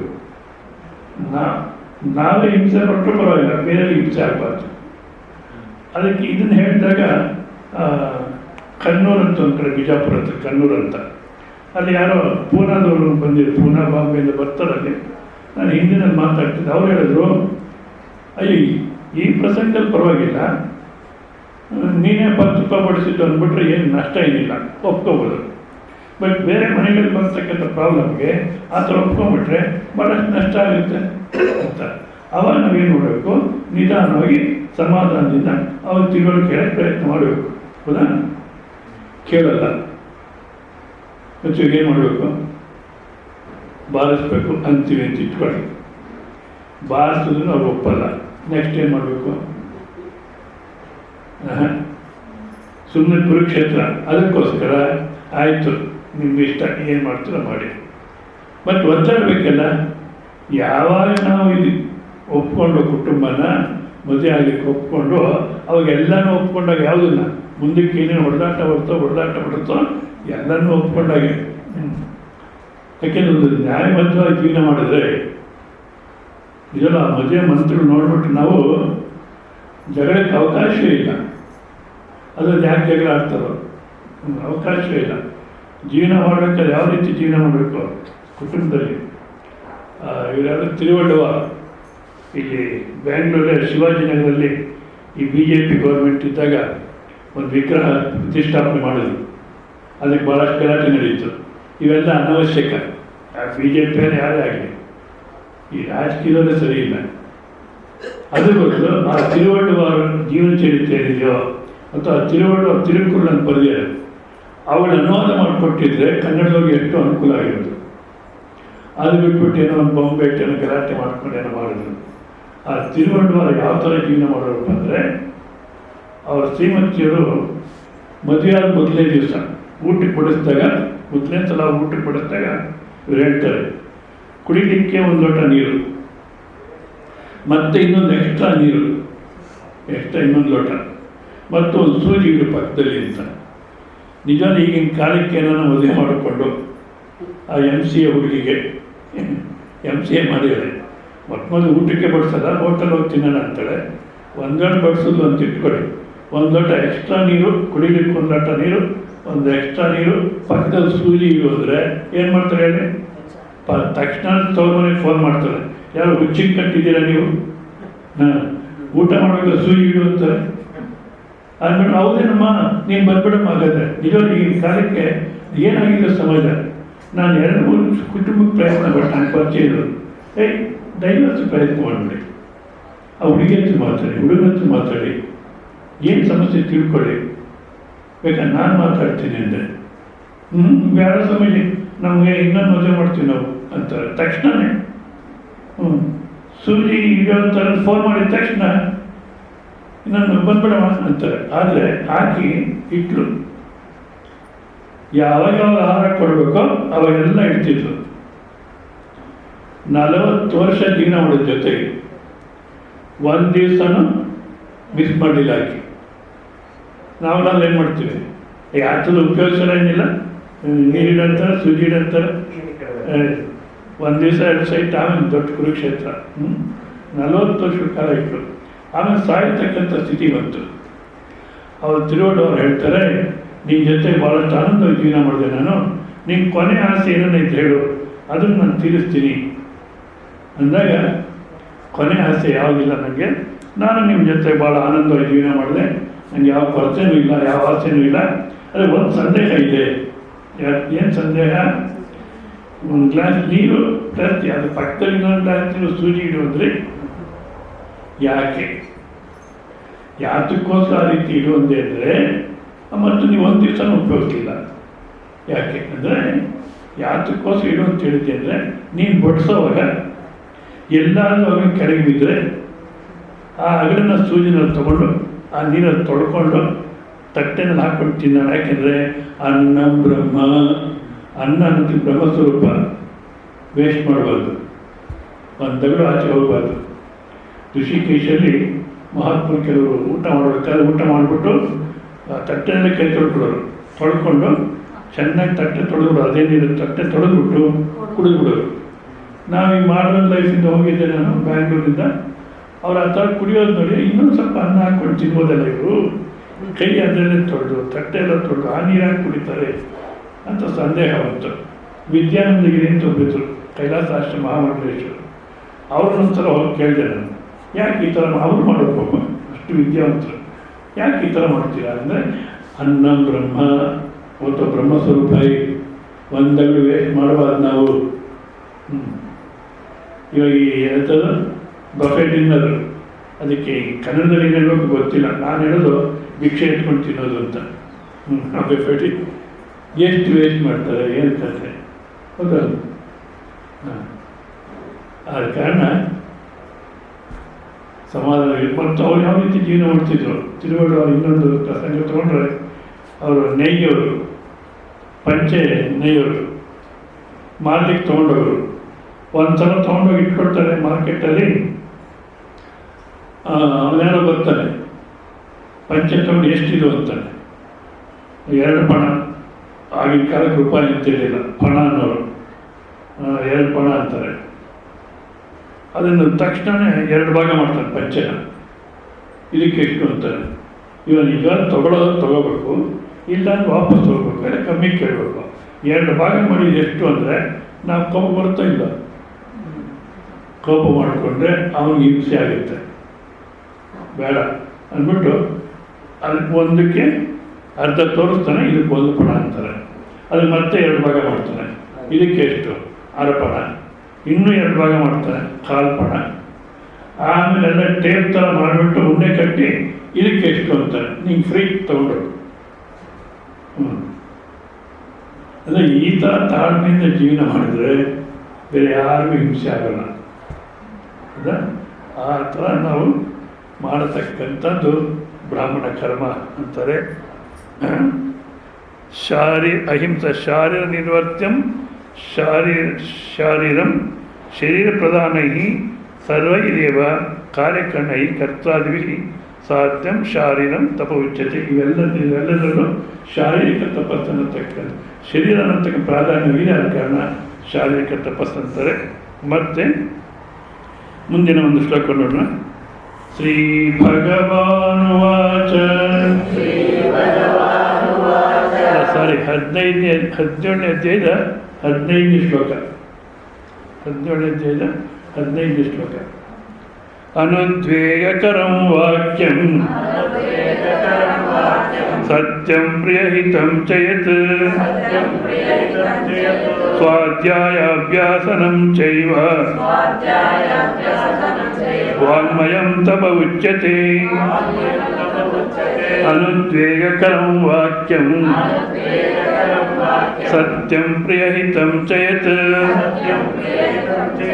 ಸ್ವಾಧ್ಯಾಯಾಭ್ಯಾಸನಂ ಚೈವ ವಾಂಗ್ಮಯಂ ತಪ ಉಚ್ಯತೆ. ಶಾರೀರಿಕ ತಪಸ್ಸನ್ನು ತಕ್ಕಂತ ಹೇಳಿದ ಮೇಲೆ ವಾಚಿಕ ತಪಸ್ಸು ಅಂದರೆ ಅನುದ್ವೇಗಕರಂ ಪ್ರಾಣಿನ ಅದುಃಖಕರಂ ವಾಕ್ಯಂ. ಯಾರ ಹತ್ರ ಮಾತಾಡ್ತೀವೋ ಅವರಿಗೆ ದುಃಖವಾಗಬಾರ್ದು. ಅವ್ರಿಗೆ ದುಃಖ ಯಾಕೆ ಒಂದು ಚೆನ್ನಾಗಿ ಅರ್ಥ ಮಾಡ್ಕೊಳ್ಳಿ. ಯಾರ್ಯಾರು ನಾವು ಸಂಬಂಧಕ್ಕೆ ಬರ್ತಾರೋ ಅವ್ರಿಗೆ ಈಗಾಗಲೇ ಸಾಕಷ್ಟು ಸಮಸ್ಯೆಗಳು ದುಃಖವಿದೆ. ನಮ್ಮ ಹತ್ರಕ್ಕೆ ಬಂದಾಗ ನಾವು ಒಂದು ಸಮಸ್ಯೆ ಸೃಷ್ಟಿ ಮಾಡಬಾರ್ದು. ಆದಷ್ಟು ಅವ್ರಿಗೆ ಏನಾದ್ರು ಸಮಾಧಾನವಾಗಿರ್ತಕ್ಕಂಥ ರೀತಿಯಲ್ಲಿ ನಮ್ಮ ನಡವಳಿಕೆ ಇರಬೇಕು ಹೊರತು ಅವ್ರಿಗೆ ಮತ್ತೆ ನಮ್ಮಿಂದಲೂ ಹಿಂಸೆ ಆಗೋದು ಮಾಡೋಕ್ಕೆ ಹೋಗ್ಬಾರ್ದು. ಹೌದಾ? ಆದ ಕಾರಣ ಯಾರಿಗೆ ನಾವು ಯಾರ ಹತ್ರ ಮಾತಾಡ್ತೀವೋ ಅವ್ರಿಗೆ ಹಿಂಸೆ ಆಗಬಾರ್ದು. ಆದ ಕಾರಣ ಸತ್ಯಂ ಪ್ರಿಯಂ ಹಿತಂ ಜಯತ್, ಸತ್ಯವನ್ನೇ ಮಾತಾಡೋದು. ಅವ್ರಿಗೆ ಹಿಂಸೆ ಆಗಬಾರ್ದು ಅಂತ ಸುಳ್ಳು ಪಳ್ಳು ಎಲ್ಲ ಹೇಳಬಾರ್ದು. ಸುಮ್ಮನೆ ಸುಳ್ಳು ಪಳ್ಳು ಹೇಳೋದು ಅವ್ರಿಗೆ ಸಂತೋಷ ಆಗುತ್ತೇನೋ, ಆದರೆ ಹೇಳಕ್ಕೆ ಹೋಗ್ಬಾರ್ದು, ಸತ್ಯವನ್ನೇ ಹೇಳಬೇಕು. ಆ ಸತ್ಯದಲ್ಲಿ ಪ್ರಿಯವಾಗಿರ್ತಕ್ಕಂಥದ್ದು ಮಾತಾಡೋದು ಭಾಳ ಕಷ್ಟ. ಪ್ರಿಯವಾಗಿರ್ತಕ್ಕಂಥ ಸತ್ಯವನ್ನೇ ಹೇಳಬೇಕು. ಸತ್ಯ ಹೇಳಿದ್ರೆ ಜನಕ್ಕೆ ಹಿಡಿಯೋಲ್ಲ. ಹೌದಾ? ಮತ್ತು ಇನ್ನೇನು ಹೇಳಿದ್ರೆ ಚೆನ್ನಾಗಿರುತ್ತೆ. ಆದರೆ ಪ್ರಿಯವಾದ ಸತ್ಯ ಇರ್ತದೆ. ಹೌದಾ? ಅದನ್ನು ಅವ್ರ ಮನಸ್ಸಿಗೆ ಹಿಡಿದು ಪ್ರಿಯವಾಗಿರ್ತಕ್ಕಂಥದ್ದು ಹೇಳಬೇಕು. ಮತ್ತು ಹಿತಂ ಚೇತ್, ಅವ್ರಿಗೆ ಒಳ್ಳೇದಾಗಬೇಕು ಜೀವನದಲ್ಲಿ. ಅಂದರೆ ಮಾತಾಡಬೇಕಾದ್ರೆ ಸಾಕಷ್ಟು ಹೇಳ್ತಾರೆ, ತೂಕ ಮಾಡಿ ಮಾತಾಡು. ಯಾರ ಹತ್ರ ಮಾತಾಡ್ತಾ ಇದ್ದೀನಿ, ಏನು ಮಾತಾಡ್ತಾ ಇದ್ದೀನಿ, ಯಾಕೆ ಮಾತಾಡ್ತಾ ಇದ್ದೀನಿ, ಎಷ್ಟು ಮಾತ್ರ ಮಾತಾಡಬೇಕು, ಇಷ್ಟೆಲ್ಲ ಯೋಚನೆ ಮಾಡಿ ಮಾತಾಡಬೇಕು. ಅದ ಕಾರಣ ಸತ್ಯಂ ಪ್ರಿಯ ಹಿತಂ ಚೇತ್ ಪ್ರಿಯಾ ಹಿತೆ ದೃಷ್ಟಾರ್ಥೆ ಅನುದ್ವೇಕರತ್ವಾದ್ವಿ ಧರ್ಮ ಈ ವಾಕ್ಯ ವಿಶೇಷತೆ ಅವಿಶೇಷೇಣ ಧರ್ಮ ಸಮುಚ್ಚಯಾರ್ಥ ಚ ಶಬ್ದ ಪರಪ್ರತ್ಯಯಾರ್ಥಂ ಪ್ರಯುಕ್ತಸ್ಯ ವಾಕ್ಯಸ್ಯ ಅನುದ್ವೇಕರಸ್ಯ ಸತ್ಯಪ್ರಿಯಹಿತಾನಾಂ ಅನ್ಯತಮೇನ ದ್ವಾಭ್ಯಾಂ ಸಿಗಿರುವ ಹೀನತಾ ಸ್ಯಾತ್. ಅಂದರೆ ಸತ್ಯ ಪ್ರಿಯ ಹಿತ ಅಂತ ಹೇಳ್ತೀರಲ್ಲ, ಅದರಲ್ಲಿ ಈ 2 ಅಥವಾ 3 ಇದ್ದೇ ಇರಬೇಕು. ಅದು ಇಲ್ಲದೆ ಮಾತಾಡಿದ್ರೆ ಅದು ವ್ಯರ್ಥ ಮಾತು ಅನ್ನತಕ್ಕಂಥದ್ದಾಗುತ್ತೆ ಅಂದ್ಬಿಟ್ಟು ಅನುದ್ವೇಕರ ವಾಕ್ಯಂ ಸತ್ಯಂ ಪ್ರಿಯ ಹಿತಂ ಚೇತು. ಮತ್ತು ಸ್ವಾಧ್ಯಾಯ ಪೂರ್ವದಲ್ಲಿ ಅವರವರ ವೇದಗಳನ್ನು ಪ್ರತಿ ದಿವಸ ಪಾರಾಯಣ ಉಚ್ಚಾರಣೆ ಮಾಡೋರು. ಪ್ರತಿ ದಿವಸ ಅಧ್ಯಯನ ಮಾಡೋದು ನಿಯಮ, ತಪ್ಪಿಸಬಾರ್ದು. ಅದಕ್ಕೋಸ್ಕರ ಗಂಡು ಮಕ್ಕಳು ಇರಬೇಕು ಅಂತೇಳಿದರು. ವೇದ ಅಧ್ಯಯನ ಅಂತಕ್ಕಂಥದ್ದು ಮನೆಗಳಲ್ಲಿ ನಿಲ್ಲಬಾರ್ದು. ಈಗ ನಮ್ಮ ಭಾರತ ದೇಶದಲ್ಲಿ ಈ ಶಿವಮೊಗ್ಗ ಮತ್ತೂರು ಅಂತಿದೆ, ಅಲ್ಲಿ ಮಾತ್ರ ಸ್ವಲ್ಪ ನಡೀತಿದೆ. ಅವರು ಬದಲಾಯಿಸ್ಕೊಳ್ಳೋಕ್ಕೆ ಪ್ರಯತ್ನ ಮಾಡ್ತಾರೆ. ಯಾಕೆಂದರೆ ಏನು ಮದುವೆಗಳಾಗಲ್ಲ ಅದು ಇದು ಅಂತ ಅವರು ಬದಲಾಯಿಸ್ಕೊಳ್ಳೋಕ್ಕೆ ಆಲೋಚನೆ ಮಾಡ್ತಾರೆ. ನಾನು ಹೇಳಿದೆ ಬದಲಾಯಿಸೋದು ಇರಲಿ, ಯಾಕೆಂದರೆ ಅದೊಂದು ಕಡೆನೇ ಇರೋದು. ಸೊ ಅವರವ್ರ ವೇದಗಳನ್ನು ಪ್ರತಿ ದಿವಸ ಅಧ್ಯಯನ ಮಾಡಬೇಕು. ನಾವೇನು ಮಾಡೋದು, ನಮಗೆ ಆ ವೇದಗಳಿಲ್ವಲ್ಲ, ಅದಕ್ಕೋಸ್ಕರ ದಿವಸ ಭಗವದ್ಗೀತೆ ಆಗಲಿ, ವಿಷ್ಣು ಸಹಸ್ರನಾಮ ಆಗಲಿ, ಲಲಿತ ಸಹಸ್ರನಾಮ ಆಗಲಿ, ಇಂಥದ್ದು ಯಾವುದನ್ನಾದರೂ ಪಾರಾಯಣ ಮಾಡ್ತಿರ್ಬೇಕು. ಹೌದಾ? ಈ ಪಾರಾಯಣ ಮಾಡೋದು ಈ ಇದೆ ಮಂತ್ರ ಬರೀತಾರೆ, ಶ್ರೀರಾಮ್ ಜೈ ರಾಮ್ ಜೈ ಜೈ ರಾಮ್ ಅಂತ ಇನ್ನೇನು ಮಂತ್ರಗಳು. ಇವೆಲ್ಲ ಯಾವ ರೀತಿ ಮಾಡ್ತಾರೆ ಅಂದರೆ ಟಿ ವಿ ನೋಡ್ಕೊಂಡು ಮಂತ್ರ ಬರೆಯೋದು. ಯಾಕೆ ಟಿ ವಿ ನೋಡಿದ್ದು ಆಯಿತು, ಮಂತ್ರನೂ ಆಯಿತು ಅಂತ. ಮತ್ತು ಪಾರಾಯಣ ಮಾಡಬೇಕಾದ್ರೆ ಓಡಾಡಿಕೊಂಡು ಅಥವಾ ಅಡುಗೆ ಮಾಡ್ತಾ ಹೇಳ್ಕೊಳ್ಳೋದು. ಒಂದು ವೇಳೆ ಅಡುಗೆ ಮಾಡ್ಕೊಳತಕ್ಕಂಥ ಇನ್ಯಾವುದೋ ಸಮಯದಲ್ಲಿ ಇನ್ನೇನು ಯೋಚನೆ ಮಾಡಬಹುದು, ಇದನ್ನು ಹೇಳ್ಕೊಡೋದು ಒಳ್ಳೆಯದೇ. ಆದರೆ ಪಾರಾಯಣ ಅಂತಕ್ಕ ಮಾಡಬೇಕಾದ್ರೆ ಏಕಾಗ್ರತೆಯಿಂದ ಏನು ಪಾರಾಯಣ ಮಾಡ್ತಾ ಇದ್ದೀವೋ ಅದ್ರ ಮೇಲೆ ಗಮನ ಇಟ್ಕೊಂಡು ಅದು ಅರ್ಥ ಅನುಸಂಧಾನ ಮಾಡ್ಕೊಂಡು ಮಾಡಬೇಕು. ಯಾಕೆಂದರೆ ಪಾರಾಯಣದ ಪರ ಆಯನಂ ಮತ್ತೊಂದು ತಡೆಗೆ ಕರ್ಕೊಂಡು ಹೋಗುತ್ತದೆ. ಅದೇ ಸಂಸಾರ ತಡದಿಂದ ಮೋಕ್ಷ ತಡಕ್ಕೆ ಕರ್ಕೊಂಡು ಹೋಗ್ಲಿಕ್ಕೆ ಅದೊಂದು ಮಾರ್ಗ. ಆದ ಕಾರಣ ಸ್ವಾಧ್ಯಾಯ ಅಂದಾಗ ಯಾವುದನ್ನ ಒಂದು ಧಾರ್ಮಿಕ ಗ್ರಂಥವನ್ನು ಪ್ರತಿ ದಿವಸ ಅಧ್ಯಯನ ಅಂತಕ್ಕಂಥ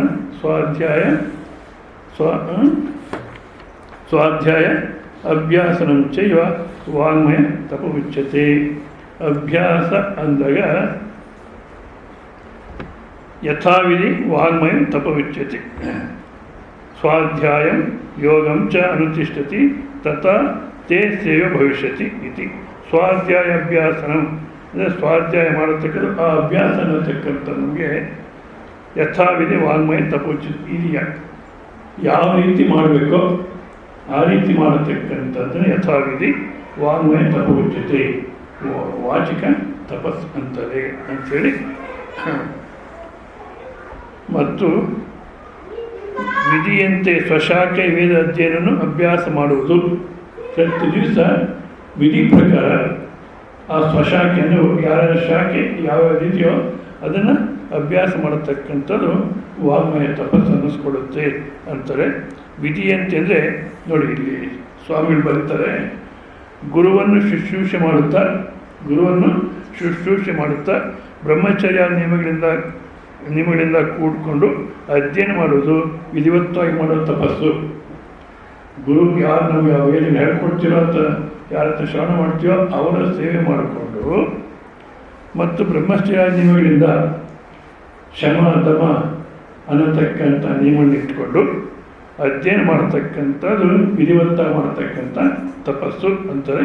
ಮತ್ತು ಮಾನಸಿಕ ತಪಸ್ಸಲ್ಲಿ ಏನಪ್ಪ, 16ನೇ ಶ್ಲೋಕ ಅಂದರೆ 17ನೇ ಅಧ್ಯಾಯ 16ನೇ ಶ್ಲೋಕ. ಶ್ರೀ ಭಗವಾನುವಾಚ ಮನಃಪ್ರಸಾದ ಸೌಮ್ಯತ್ವಂ ಮೌನಮಾತ್ಮ ವಿನಿಗ್ರಹ ಭಾವ ಸಂಶುದ್ಧಿರಿತ್ಯೇತತ್ ತಪೋಮಾನಸಮುಚ್ಯತೆ. ಮನಸ್ಸನ್ನು ತಕ್ಕಲು ಪ್ರಶಾಂತವಾಗಿರಬೇಕು. ಮನಃಪ್ರಸಾದ ಸೌಮ್ಯತ್ವಂ ಸ್ವಚ್ಛತಾ ಆಪಾದನ ಸೌಮ್ಯತ್ವಂ ಎಸ್ ಸೌಮ್ಯ ಮನಸ್ಸಂ ಅಂದರೆ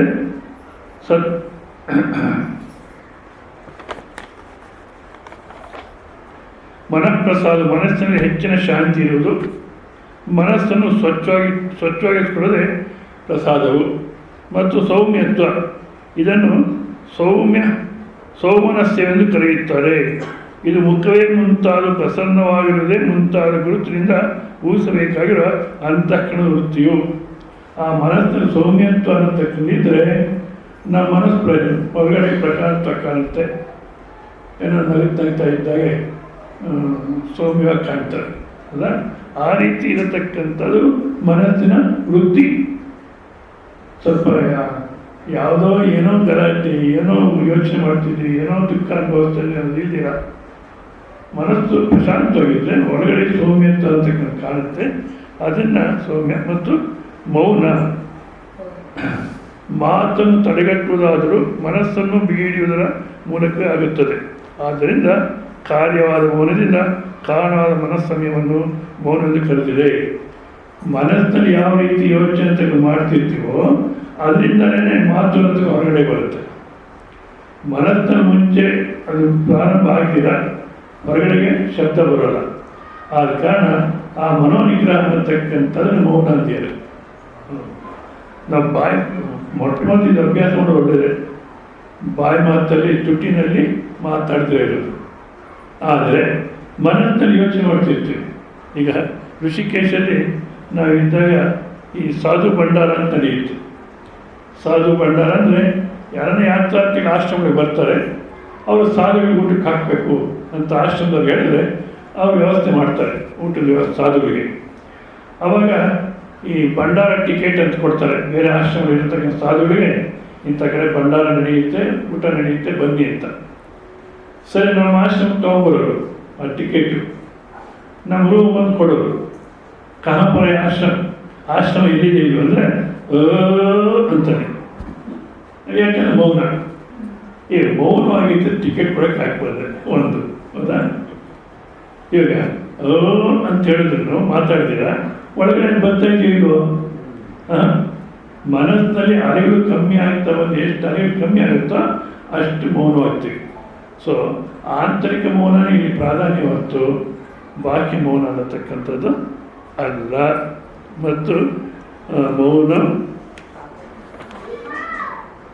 ಆತ್ಮವಿನಿಗ್ರಹ, ಮನೋ ನಿರೋಧ, ಮನಸ್ಸಿನ ನಿಗ್ರಹ ಅನ್ನತಕ್ಕಂಥದ್ದು. ವಿವೇಕದಲ್ಲಿ ಇರಬೇಕು ಮನಸ್ಸು. ಮತ್ತು ಮನೋ ನಿಗ್ರಹ ಭಾವ ಸಂಸ್ಕೃತಿ ರೀತಿಯ ಅಂದರೆ ವ್ಯವಹಾರ ಅನ್ನತಕ್ಕಂಥ ಮಾಡಬೇಕಾದ್ರೆ ಪರೈಕಿ ವ್ಯವಹಾರ ಕಾಲೇ ಬೇರೆದಂತೆ ನಾವು ವ್ಯವಹಾರ ಮಾಡಬೇಕಾದ್ರೆ ಅಮಾಯಿತ್ವ ಭಾವ ಸಂಸ್ಕೃತಿ ಅಂದರೆ ಹೇಳಿದಲ್ಲ. ಒಳಗಡೆ ಒಂದು ಯೋಚನೆ ಮಾಡೋದು, ಹೊರಗಡೆಗೆ ಇನ್ನೊಂದು ರೀತಿ ಹೇಳೋದು, ಇದು ಮಾಯಿತ್ವ ಆಯಿತು. ಯಾಕೆ ಒಳಗಡೆ ಒಂದಿದೆ, ಹೊರಗಡೆ ಇನ್ನೊಂದು ರೀತಿ ಕಾಣಿಸ್ಕೊಳ್ತಾ ಇದ್ದೀನಿ. ವ್ಯವಹಾರ ಮಾಡಬೇಕಾದ್ರೆ ಒಳಗೊಂದು ಹೊರಗೊಂದು ಇರಬಾರ್ದು. ಸೊ ಕಾಯ ವಾಚ ಅಂತ ಒಂದೇ ಇದ್ದು ಮಾಡತಕ್ಕಂಥ ಭಾವ ಸಂಶುದ್ಧಿ ಅನ್ನಿಸ್ಕೊಳುತ್ತೆ. ಇದು ಮಾನಸಿಕ ತಪ. ಸೊ ಮತ್ತು ಇಲ್ಲಿ ಇನ್ನೊಂದು ಹೇಳ್ತಾರೆ, ಇಲ್ಲಿ ಈ ಶಮಾದಮ ಶೌಚಂ ಕ್ಷಾಂತಿ ಆರ್ಜವಚ ತಪ ಅಂದಾಗ ಶಮ ದಮ ತಪ ಅಂದರೆ 18ನೇ ಅಧ್ಯಾಯದ 42ನೇ ಶ್ಲೋಕ. ಅಲ್ಲಿ ತಪ ಅಂತಾರೆ. ಮತ್ತೊಂದು ಅರ್ಥವನ್ನು ಮಾಡ್ತಾರೆ ಕೆಲವು ಮಹಾತ್ಮರು. ನಾವು ಈ ಅಧ್ಯಾತ್ಮ ಮಾರ್ಗದಲ್ಲಿ ಹೋಗ್ತಾ ಇದ್ದೀವಿ. ಇಲ್ಲಿ ಏನು ಕಷ್ಟ ಅನ್ನತಕ್ಕಂಥ ಬರುತ್ತೋ ಅಧ್ಯಾತ್ಮ ಮಾರ್ಗದಲ್ಲಿ ಅದನ್ನು ಸಹಿಸ್ಕೊಳ್ತಕ್ಕಂಥದ್ದು, ಅದನ್ನು ಕೂಡ ತಪಸ್ಸು ಅಂತ ಹೇಳ್ತಾರೆ. ಶಮ ದಮ ತಪ ಶೌಚಂ. ನೆಕ್ಸ್ಟ್ ಶೌಚಂ ಈತನು ಕ್ಷಾಂತಿ. ಕ್ಷಾಂತಿ ಅಂದರೆ ಕ್ಷಮಾಗುಣ. ಕ್ಷಮಾಗುಣ ಅಂದ್ರೇನಪ್ಪ? ಶಂಕರಾಚಾರ್ಯ ಭಾಷೆಯಲ್ಲಿ ಅಂತಾರೆ, ಬೇರೆ ಬೈದರು ಹೊಡೆದ್ರು ಮನಸ್ಸು ವಿಕಾರ ಆಗಬಾರ್ದು, ಅದು ಕ್ಷಮ. ಬೈದರು ಹೊಡೆದ್ರು ಮನಸ್ಸು ವಿಕಾರ ಆಗಬಾರ್ದು. ಹೇಗೆ ಸಾಧ್ಯ ಸ್ವಾಮೀಜಿ ಅಂದರೆ ಮೊಟ್ಟ ಮೊದಲು ಅದನ್ನು ಅನೇಕ ರೀತಿಯಲ್ಲಿ ಯೋಚನೆ ಮಾಡುವುದು. ಒಂದು, ಯಾರ ವ್ಯವಹಾರ ಮಾಡ್ತೀವಿ ಅಂತ ಅವ್ರ ಸ್ವಭಾವ ಚೆನ್ನಾಗಿ ಅರ್ಥ ಆಗಿರ್ಬೇಕು ನಮಗೆ. ಅವ್ರ ಸ್ವಭಾವ ಚೆನ್ನಾಗಿ ಅರ್ಥ ಆಗಿರಬೇಕು. ಇವಾಗ ಎಲ್ಲೋ ರಿಸೆಪ್ಷನ್ ಹೋಗಲಿಕ್ಕೆ ಎಲ್ಲ ಡ್ರೆಸ್ ಮಾಡ್ಕೊಂಡು ರೆಡಿಯಾಗಿರ್ತೀರ ಅಂತ ಇಟ್ಕೊಳ್ಳಿ. ಆ ಡ್ರೆಸ್ ಮಾಡ್ಕೊಂಡು ರೆಡಿಯಾಗಿದ್ದಾಗ ಯಾವುದೋ ಮನೆಗಿರೋ ಮಗುನೋ ಅಥವಾ ಪಕ್ಕದ ಮಗುನೋ ಬಂದ್ಬಿಟ್ಟು ಆಂಟಿ ಆಂಟಿ ಅಂತ ಹಿಡ್ಕೊಂಡ್ಬಿಡುತ್ತೆ. ಅದು ಕೈಯೆಲ್ಲ ಗಲೀಜಾಗಿದೆ. ಈಗ ಡ್ರೆಸ್ ಎಲ್ಲ ಗಲೀಜಾಯಿತು. ಇವಾಗ ಆ ಮಗುನ ಏನು ಮಾಡ್ತೀರಿ? ಅಯ್ಯೋ ಬಿಡು ಹೋಗಿ ಗೊತ್ತಿಲ್ಲ ಅದಕ್ಕೆ ಅಂತ ನಾವೇ ಡ್ರೆಸ್ ಮಾಡ್ಕೊಂಡಕ್ಕೆ ಅದಕ್ಕೆ ತಿಳುವಳಿಕೆ ಇಲ್ಲ ಅನ್ನೋದು ನಮ್ಗೆ ಅರ್ಥ ಆಗಿದೆ. ಅದೇ ರೀತಿ ಬೇರೆಯವ್ರ ಹತ್ರ ವ್ಯವಹಾರ ಮಾಡಿದಾಗ ಇಷ್ಟು ವಯಸ್ಸಾಯಿತು ನಿಮ್ಗೆ ಅಷ್ಟು ಮಾತ್ರ ಗೊತ್ತಿಲ್ಲ ಅಂತೀವಿ. ಈಗ ಚೆನ್ನಾಗಿ ಗೊತ್ತಾಗ್ತಿದೆ, ಇಷ್ಟು ವಯಸ್ಸಾದ್ರೂ ಗೊತ್ತಾಗಿಲ್ಲ ಅಂತ ಮತ್ತಿನ್ ಯಾಕೆ ಅವ್ರ ಹತ್ರ ಗಲಾಟೆ? ಹೌದು, ಇಷ್ಟು ವಯಸ್ಸಾದ್ರೂ ಗೊತ್ತಾಗಿಲ್ಲ ಅಂತ ನಮ್ಗೆ ಚೆನ್ನಾಗಿ ಗೊತ್ತಾಗ್ತಿದೆ, ಮತ್ತು ಅವ್ರ ಹತ್ರ ಯಾಕೆ ಗಲಾಟೆ ಅಂದಾಗ ಬೇರೆಯವ್ರ ಹತ್ರ ವ್ಯವಹಾರ ಮಾಡಬೇಕಾದ್ರೆ ಅವ್ರ ಸ್ವಭಾವ ಚೆನ್ನಾಗಿ ಅರ್ಥ ಆಗಿರ್ಬೇಕು ನಮಗೆ. ಅವ್ರ ಸ್ವಭಾವ ಅರ್ಥ ಆದರೆ ಅವ್ರನ್ನ ಅಷ್ಟೇ ಬಿಡುತ್ತೆ. ಇನ್ನು ಅದಕ್ಕೋಸ್ಕರ ಕೋಪ ಮಾಡಿರ್ತಕ್ಕಂಥ ಇಲ್ಲ. ಈ ರೀತಿ ಮನಸ್ಸನ್ನು ಶಾಂತಿ ಮತ್ತು ಶಾಂತಿ ಕ್ಷಮ ಆರ್ಜವಂ ರುಜುಭಾವ ಅಂತಕ್ಕಂಥ ನೋಡಲಿ. ಜ್ಞಾನಂ ವಿಜ್ಞಾನಂ. ಜ್ಞಾನ ವಿಜ್ಞಾನ ಅಂದರೆ ಈ ಸ್ಟೇಜಲ್ಲಿ ಬ್ರಾಹ್ಮಣರು ಇದರಲ್ಲಿ ವೇದಗಳನ್ನ ಅಧ್ಯಯನ ಮಾಡತಕ್ಕಂಥದ್ದು, ಆ ಕರ್ಮಕಾಂಡ ಅರ್ಥ ಮಾಡಿಕೊಡ್ತಕ್ಕಂಥದ್ದು. ವಿಜ್ಞಾನ ಅಂದರೆ ಅದನ್ನು ಯಾವ ರೀತಿ ಮಾಡಬೇಕು, ಯಜ್ಞ ಆಗೋದಕ್ಕೆ ಯಾವ ರೀತಿ ಮಾಡಬೇಕು ಅಂತ ತಿಳ್ಕೊಂಡಿರ್ಬೇಕು ಅವರು. ಅಲ್ಲ ಇದು. ಮತ್ತು ಇನ್ನೊಂದು ಅಧ್ಯಾತ್ಮಕ್ಕೆ ಬಂದಾಗ ಶಾಸ್ತ್ರೋಕ್ತ ಪದಾರ್ಥಾನ ಪರಿಜ್ಞಾನಂ. ಶಾಸ್ತ್ರದಲ್ಲಿ ಏನು ಹೇಳ್ತಾರೋ ಆತ್ಮ, ಬ್ರಹ್ಮ, ಮಾಯ, ಅವಿದ್ಯ, ವಿದ್ಯ ಅನ್ನತಕ್ಕಂಥ ಶಬ್ದಗಳೇನಿದೆಯೋ ಇದರ ಅರ್ಥವನ್ನು ತಿಳ್ಕೊಳ್ಳತಕ್ಕಂಥದ್ದು ಇದು. ಮತ್ತು ತಥೈವ ಯಾವ ರೀತಿ ಹೇಳ್ತಾರೋ ಅದೇ ರೀತಿ ಸ್ವ ಅನುಭವಕರಣಂ, ಅನುಭವಕ್ಕೆ ತಂದುಕೊಡತಕ್ಕಂಥ ವಿಜ್ಞಾನ. ಆದರೆ ಇಲ್ಲಿ ಸಾಮಾನ್ಯವಾಗಿ ಏನು ಅರ್ಥ ಆಗುತ್ತೆ ನಮಗೆ, ಮೊದಲು ನಾವು ತಿಳ್ಕೋಬೇಕು, ಆಮೇಲೆ ಅನುಭವಕ್ಕೆ ತಂದ್ಕೋಬೇಕು ಅಂತ. ವೇದಾಂತದಲ್ಲಿ ಆ ಥರ ಇಲ್ಲ. ಹೇಳಬೇಕಾದ್ರೆ ಅನುಭವಪೂರ್ವಕ ಹೇಳ್ತಿರ್ತಾರೆ. ಅದಾ ಶರೀರ, ಇಂದ್ರ, ಬುದ್ಧಿ, ಮನಸ್ಸು, ಅಹಂಕಾರ ಇವೆಲ್ಲವನ್ನು ತೆಗೆದುಹಾಕಿ ಉಳಿದಿರ್ತಕ್ಕಂಥದ್ದು ಆ ನಿತ್ಯ ಅನುಭವದಲ್ಲಿ ನೋಡ್ಕೋ ಅಂತ ಹೇಳ್ತಿರ್ತಾರೆ. ಅದೇ ರೀತಿ ನಾವು ನೋಡ್ಕೊಳ್ಳಿಕ್ಕೆ ಪ್ರಯತ್ನ ಪಟ್ಟರೆ ಶ್ರವಣ ಮಾಡತಕ್ಕಂಥ ಸಮಯದಲ್ಲೇ ನಮಗೆ ಅನುಭವ ಆಗುತ್ತೆ. ಸೊ ತಿಳ್ಕೊಂಡು ಆಮೇಲೆ ಅನುಭವ ತಂದುಕೊಳತಕ್ಕಲ್ಲ. ಒಂದು ಶ್ರವಣದಲ್ಲಿ ಅನುಭವ ಆಗಲಿಲ್ಲ ಅಂದರೆ ಅರ್ಥ ಆಗಲಿಲ್ಲ, ಯಾಕೆ ಎಲ್ಲೋ ಇದ್ವಿ. ಅದಕ್ಕೆ ನಾನು ಹೇಳೋದು ಭಾಳಷ್ಟು ಏಕಾಗ್ರತೆಯಿಂದ ಇರಬೇಕು ಅಂತ. ಎಲ್ಲೋ ಇದ್ವಿ, ಎಲ್ಲೋ ಯೋಚನೆ ಮಾಡ್ತಿದ್ವಿ, ಅರ್ಥ ಆಗಲಿಲ್ಲ ಅಂದಾಗ ಮನನ ಮಾಡಬೇಕು. ಆ ಮನನ ಮಾಡಲಿಕ್ಕೂ ಚೆನ್ನಾಗಿ ಕೇಳಿದ್ರೇ ಮನನ ಮಾಡಲಿಕ್ಕೆ ಸಾಧ್ಯ, ಇಲ್ಲೇ ಮನನ ಮಾಡಲಿಕ್ಕೂ ಆಗಲ್ಲ. ಆ ಮನನ ಮಾಡಬೇಕಾದ್ರೆ ಅನುಭವಪೂರ್ವಕ ಮನನ ಮಾಡಬೇಕು. ಅನುಭವಪೂರ್ವಕವಾಗಿದ್ದರೆ ಇಂದ್ರಿಯ ಅನುಭವ ಅಲ್ಲ, ಮನೋಬುದ್ಧಿ ಅನುಭವ ಅಲ್ಲ. ಇದಲ್ದಿರ ನಮ್ಮಲ್ಲಿ ಇನ್ನೊಂದು ಅನುಭವ ಇದೆ. ನಾನು ಹೇಳಿದ್ನಲ್ಲ, ನೀವು ಇದ್ದೀರೋ ಇಲ್ಲೋ, ಯಾವ ರೀತಿ ತಿಳ್ಕೊಂಡಿದ್ದೀವಿ ಅಂತ ಸ್ವತಃ ಸಿದ್ಧ ಅನುಭವ. ಹೌದಾ? ಇದ್ದೀವಿ. ನಿದ್ದೆ ಭಾಳ ಚೆನ್ನಾಗಿತ್ತು ಅಂದಾಗ ಅದೇನು ಇಂದ್ರಿಯ ಅನುಭವನ ಮನೋನುಭವನ ನಮ್ಮ ಸ್ವಂತ ಅನುಭವ. ಇಂದ್ರಿಯಗಳ ಸಹಾಯ ಹೇಳಿದಿರ, ಮನಸ್ಸು ಬುದ್ಧಿ ಸಹಾಯ ಹೇಳಿದಿರ, ತಿಳ್ಕೊಳ್ಳತಕ್ಕಂಥದ್ದೇ ನಮ್ಮಲ್ಲಿ. ಸೊ ಅದನ್ನು ತಗೊಂಡು ಹೇಳ್ತಿರ್ತಾರೆ. ನಾವು ಕೇಳ್ತಕ್ಕಂಥ ಸಂಗರು ಅದೇ ಮಟ್ಟಕ್ಕೆ ಹೋಗಿ ಕೇಳಬೇಕು. ಒಂದೇ ಆ ರೀತಿ ಕೇಳಲಿಲ್ಲ ಅಂದರೆ ಕೂತ್ಕೊಂಡು ಮನನ ಮಾಡಬೇಕು, ವಿವೇಕ ಮಾಡಬೇಕು. ಹೌದಾ?